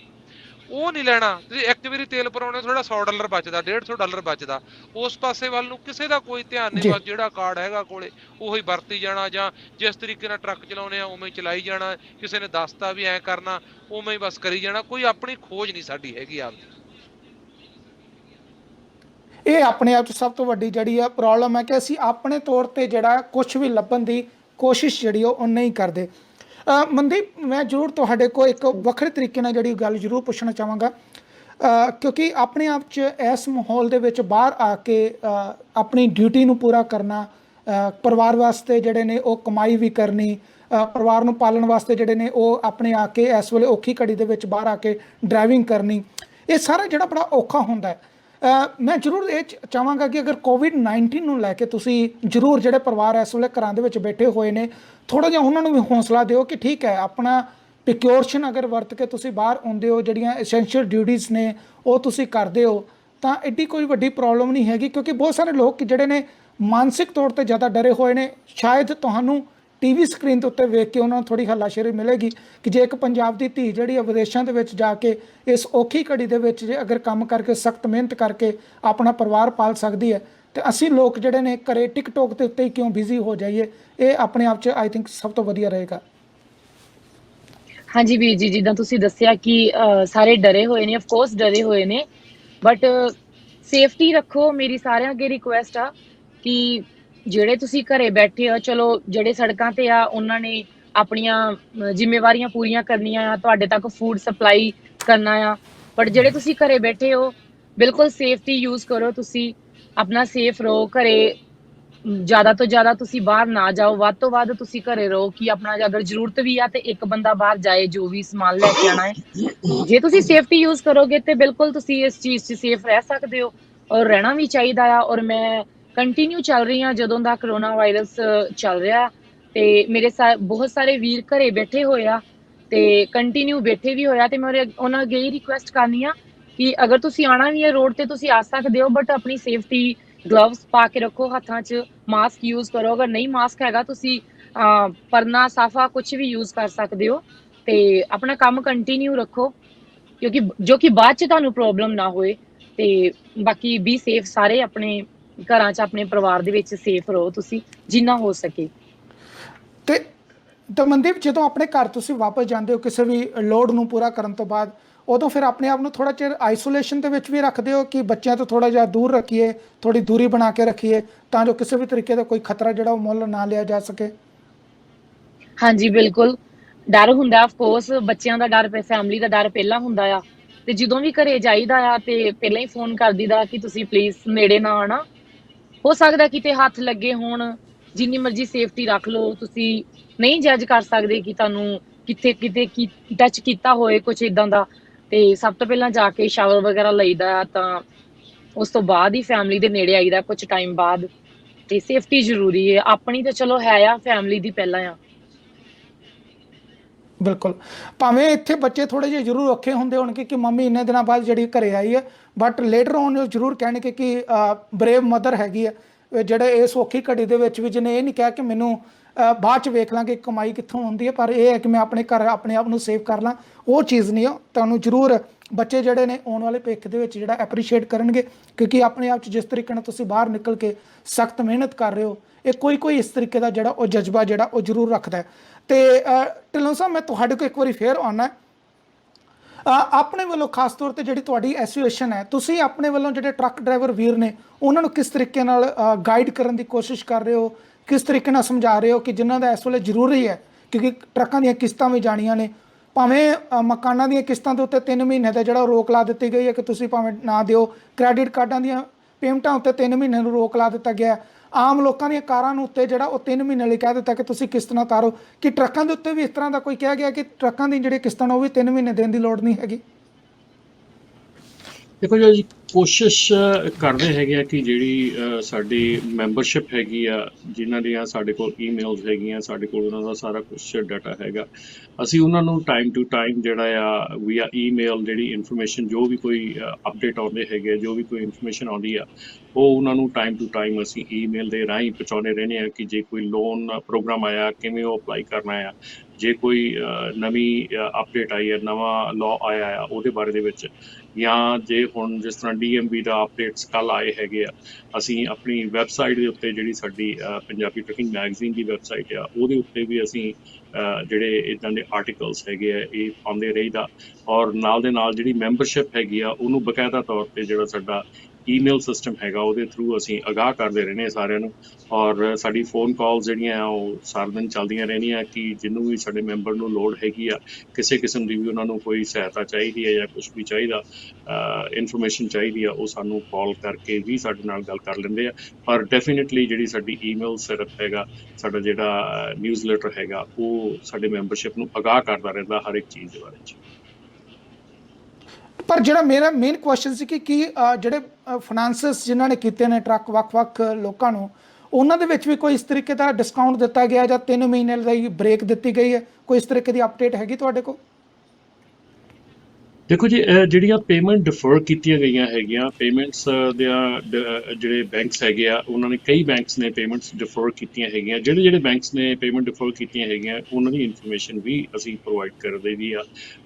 ਉਸ ਤੋਂ ਬਾਅਦ ਜਿਹੜੇ ਇਸ ਵੇਲੇ ਇੰਸ਼ੋਰੈਂਸ ਹੈਗੀ ਆ, ਜਿਹੜੇ ਮਲਟੀਪਲ ਟਰੱਕਸ ਹੈਗੇ ਜਿਨ੍ਹਾਂ ਦੇ ਕੋਲ, ਜਿਨ੍ਹਾਂ ਦੇ ਕੁਛ ਟਰੱਕ ਚੱਲ ਰਹੇ ਆ, ਕੁਛ ਖੜੇ ਆ, ਉਹਨਾਂ ਨੂੰ ਵੀ ਨਾਨ ਆਪਰੇਟਿੰਗ ਪਰਮਿਟ ਲੈਣ ਤੋਂ ਬਾਅਦ ਤੁਸੀਂ ਆਪਣਾ DMV ਤੋਂ ਨਾਨ ਆਪਰੇਟਿੰਗ ਪਰਮਿਟ ਲੈ ਕੇ ਤੁਸੀਂ ਆਪਣੀ ਇੰਸ਼ੋਰੈਂਸ ਜਿਹੜੀ ਆ ਉਹਨੂੰ ਡਾਊਨਗ੍ਰੇਡ ਕਰ ਸਕਦੇ ਆ। ਤੁਸੀਂ ਜੇ ਤੁਹਾਡੇ ਕੋਲ 5 ਟਰੱਕ ਹੈਗੇ ਆ, ਤੁਹਾਡੇ ਸਿਰਫ 2 ਚੱਲ ਰਹੇ ਆ, 3 ਦੀ ਤੁਸੀਂ ਇੰਸ਼ੋਰੈਂਸ ਡਾਊਨਗ੍ਰੇਡ ਕਰਕੇ ਤੁਸੀਂ ਲੈ ਆਓ।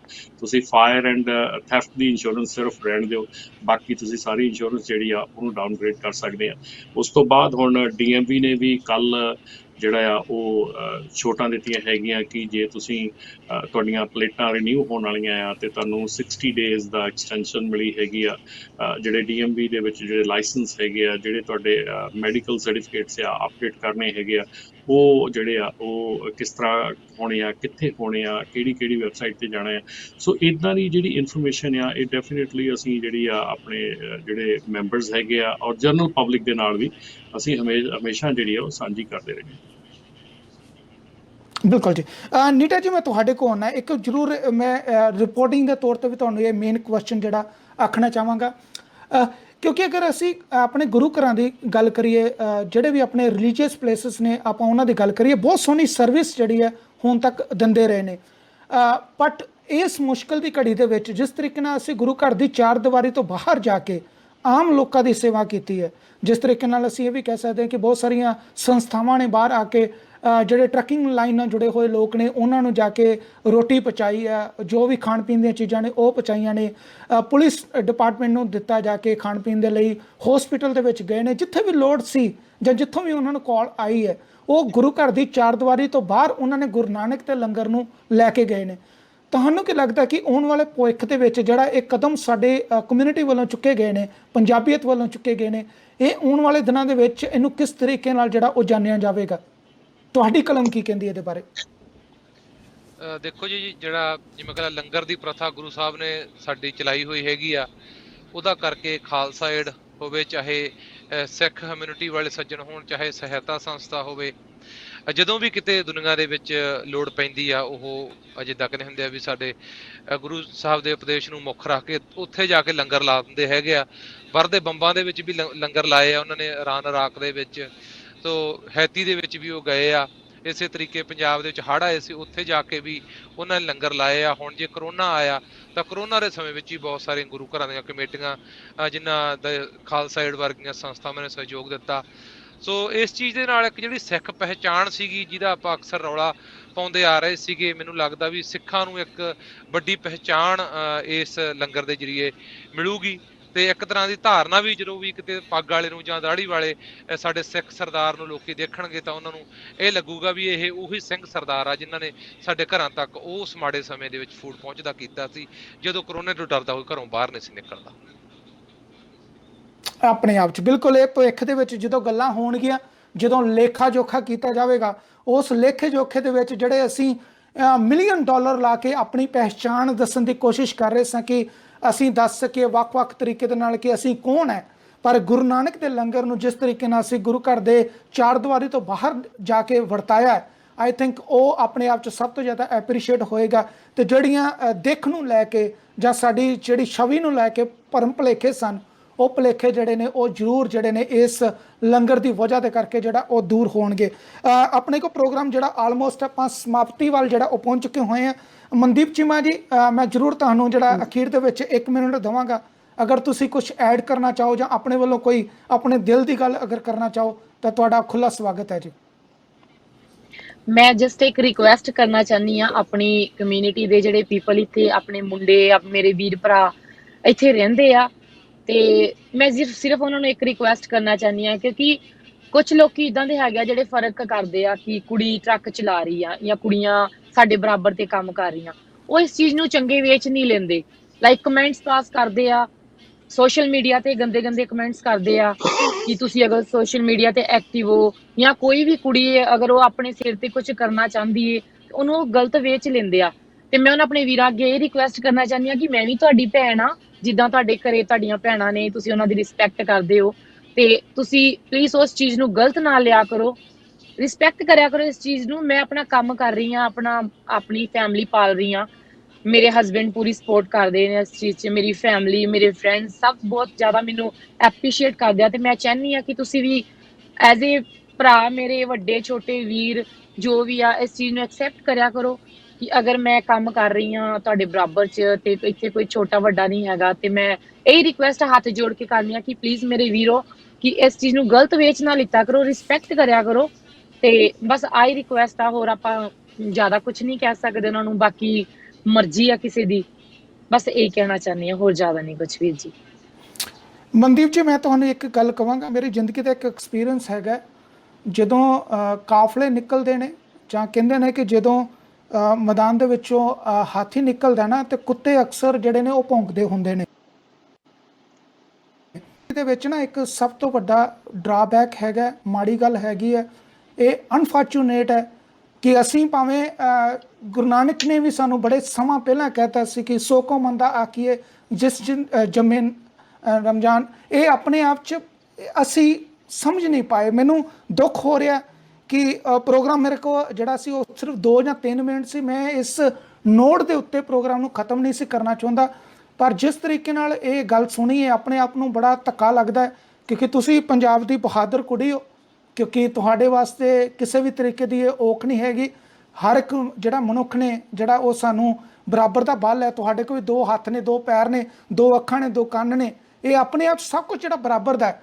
ਪਰ ਮਾਨਸਿਕ ਸੋਚ ਜਿਹੜੀ ਹੈ, ਤੁਸੀਂ ਇਹ ਸੋਚੋ ਕਿ ਜਿਹੜੇ ਲੋਕੀ ਤੁਹਾਡੇ ਸੋਸ਼ਲ ਮੀਡੀਆ ਤੇ ਜਾ ਕੇ ਕਮੈਂਟ ਕਰਦੇ ਨੇ ਜਾਂ ਟੌਂਟ ਕਰਦੇ ਨੇ, ਉਹ ਲੋਕਾਂ ਦਾ ਸ਼ਾਇਦ ਦਿਮਾਗੀ ਤੌਰ ਤੇ ਉਹ ਆਪਣੇ ਆਪ ਨੂੰ ਅਜੇ ਵੱਡਾ ਨਹੀਂ ਕਰ ਸਕੇ। ਉਹ ਅੱਜ ਦੀ ਤਰੀਕ ਦੇ ਵਿੱਚ ਵੀ ਉਹ ਬੱਚੇ ਨੇ, ਅਣਜਾਣ ਨੇ। ਮੈਂ ਨੀਟੇ ਵੀਰ, ਤੁਹਾਡਾ ਲੰਮਾ ਐਕਸਪੀਰੀਅੰਸ ਹੈਗਾ ਇਸ ਲਾਈਨ ਦੇ ਨਾਲ, ਮੈਂ ਜ਼ਰੂਰ ਕਹਾਂਗਾ ਕਿ ਮਨਦੀਪ ਚੀਮਾ ਜੀ ਨੂੰ ਆਪਾਂ ਇੱਥੇ ਸਪੋਰਟ ਕਰੀਏ। ਜਿਹੜੀ ਅਖੀਰ ਦੇ ਵਿੱਚ ਉਹਨਾਂ ਨੇ ਗੱਲ ਕੀਤੀ ਹੈ ਉਹ ਕਾਫੀ ਜਿਹੜੀ ਉਹਨਾਂ ਨੂੰ ਸ਼ਾਇਦ ਦਿਲ ਦੇ ਉੱਤੇ ਉਹ ਠੇਸ ਪਹੁੰਚਾਉਂਦੀ ਹੈ। ਜੇ ਜ਼ਰੂਰ ਤੁਸੀਂ ਆਪਣੇ ਵੱਲੋਂ ਇਸ ਭੈਣ ਨੂੰ ਸਪੋਰਟ ਕਰੋ ਤਾਂ। ਮਨਦੀਪ ਸਾਡੀ ਬੱਚੀ ਹੈ, ਮੈਨੂੰ ਬੜਾ ਮਾਣ ਹੋਇਆ ਅੱਜ ਇਹ ਵੇਖ ਕੇ ਵੀ ਇੱਕ ਨੌਜਵਾਨ ਬੱਚੀ ਸੜਕਾਂ ਦੇ ਉੱਤੇ ਅਮਰੀਕਾ ਦੀਆਂ ਤੇ ਪੰਜਾਬੀਅਤ ਦੇ ਰੰਗ ਬਖੇਰ ਰਹੀ ਆ। ਸੋ ਜਿਹੜੇ ਵੀ ਇਸ ਤਰ੍ਹਾਂ ਦੀ ਗੱਲਬਾਤ ਕਰਦੇ ਹੈਗੇ ਆ ਉਹ ਹੋਰ ਕੁਛ ਨਹੀਂ, ਆਪਣੀ ਮਾਨਸਿਕਤਾ ਦਾ ਜਿਹੜਾ ਜਲੂਸ ਆ ਉਹ ਆਪ ਕੱਢ ਰਹੇ ਆ। ਭੈਣ ਮੇਰੀ ਗਈ, ਤੈਨੂੰ ਸਲੂਟ ਆ, ਸਾਡੀ ਤੂੰ ਬੱਚੀ ਆ ਤੇ ਹਮੇਸ਼ਾ ਤੇਰੇ ਤੇ ਮਾਣ ਰਹੂਗਾ। ਕੀਪ ਅਪ ਦੀ ਗੁੱਡ ਵਰਕ। ਬਿਲਕੁਲ ਜੀ, ਧੰਨਵਾਦ ਜੀ ਤੁਹਾਡਾ ਸਾਰਿਆਂ ਦਾ। ਢਿੱਲੋਂ ਸਾਹਿਬ, ਬਹੁਤ ਬਹੁਤ ਧੰਨਵਾਦ। ਇਸੇ ਤਰੀਕੇ ਤੁਸੀਂ ਜਿਹੜਾ ਆਪਣੀ ਕਮਿਊਨਿਟੀ ਹੈਗੀ ਹੈ, ਟਰੱਕਿੰਗ ਇੰਡਸਟਰੀ ਹੈ, ਇਸ ਨੂੰ ਲਾਮਬੰਦ ਕਰਦੇ ਰਹੋ, ਇਹਨਾਂ ਨੂੰ ਅਲਰਟ ਕਰਦੇ ਰਹੋ, ਇਹਨਾਂ ਨੂੰ ਫਿਊਚਰ ਦੀ ਜੋ ਵੀ ਕੁਛ ਪਲੈਨਿੰਗ ਹੈਗੀ ਆ ਉਹਦੇ ਵਿੱਚ ਉਹਨਾਂ ਨੂੰ ਅਵੇਅਰ ਕਰਦੇ ਰਹੋ ਤਾਂ ਜੋ ਆਪਣੇ ਭਵਿੱਖ ਬਾਰੇ ਉਹ ਸੋਚ ਸਕਣ ਤੇ ਜਾਗਰੂਕ ਜਿਹੜਾ ਹੋ ਸਕਣ। ਨੀਟਾ ਮਾਸ਼ਕੇ ਜੀ, ਤੁਹਾਡੀ ਕਲਮ ਨੂੰ ਸਲਾਮ। ਜਿਸ ਤਰੀਕੇ ਨਾਲ ਤੁਸੀਂ ਕਲਮ ਨੂੰ ਆਪਣੇ ਚਲਾਉਂਦੇ ਹੋ, ਉਹ ਕਲਮ ਜਿਹੜੀ ਹੈ ਬਹੁਤ ਸਾਰੀਆਂ ਛਵੀਆਂ ਨੂੰ, ਬਹੁਤ ਸਾਰੀਆਂ ਜ਼ਿੰਦਗੀਆਂ ਨੂੰ ਜਿਹੜੀ ਉਹ ਚੇਂਜ ਕਰਦੀ ਹੈ। ਤੇ ਮੈਂ ਜ਼ਰੂਰ ਤੁਹਾਡੀ ਉਸ ਕਲਮ ਨੂੰ ਸਲਾਮ ਕਰਦਾ ਕਿ ਤੁਸੀਂ ਉਸੇ ਤਰੀਕੇ ਜਿਹੜਾ ਉਹਦੇ ਵੱਲ ਵੀ ਧਿਆਨ ਦਿੰਦੇ ਰਹੋ। ਮਨਦੀਪ ਚੀਮਾ ਜੀ, ਬਹੁਤ ਬਹੁਤ ਧੰਨਵਾਦ। ਤੁਸੀਂ ਇੱਕ ਮੇਰੀ ਆਵਾਜ਼ ਤੇ ਇਸ ਵੇਲੇ ਸੜਕ ਕੰਢੇ ਖਲੋ ਕੇ ਜਿਹੜਾ ਸਾਨੂੰ ਸਮਾਂ ਦਿੱਤਾ ਹੈ, ਤੇ ਤੁਸੀਂ ਆਪਣੇ ਜਿਹੜੇ ਜਜ਼ਬਾਤ ਨੇ, ਆਪਣੇ ਵਿਚਾਰ ਜਿਹੜੇ ਨੇ ਉਹ ਸਾਡੇ ਨਾਲ ਸਾਂਝੇ ਕੀਤੇ ਨੇ। ਤੇ ਫਿਰ ਮੈਂ ਤੁਹਾਨੂੰ ਇੱਕ ਵਾਰੀ ਆਪਣੀ ਚੜ੍ਹਦੀ ਕਲਾ ਟਾਈਮ ਟੀਵੀ ਦੇ ਵੱਲੋਂ ਫਿਰ ਇੱਕ ਵਾਰੀ ਸਲਾਮ ਕਰਦਾ ਕਿ ਤੁਸੀਂ ਸਾਡੇ ਅਸਲੀ ਹੀਰੋ ਹੈਗੇ ਹੋ।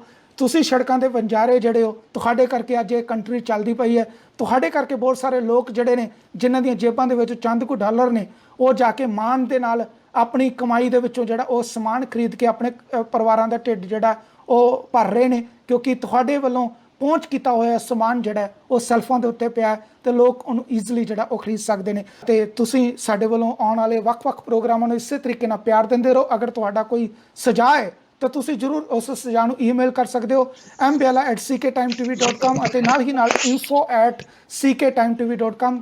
ਫਿਰ ਤੁਹਾਡੇ ਨਾਲ ਦੁਬਾਰਾ ਹੋਵੇਗੀ ਮੁਲਾਕਾਤ। ਤਦ ਤੱਕ ਦਿਓ ਮੈਨੂੰ ਇਜਾਜ਼ਤ। ਬਹੁਤ ਬਹੁਤ ਧੰਨਵਾਦ। ਰੱਬ ਰਾਖਾ। ਸਤਿ ਸ਼੍ਰੀ ਅਕਾਲ ਜੀਓ।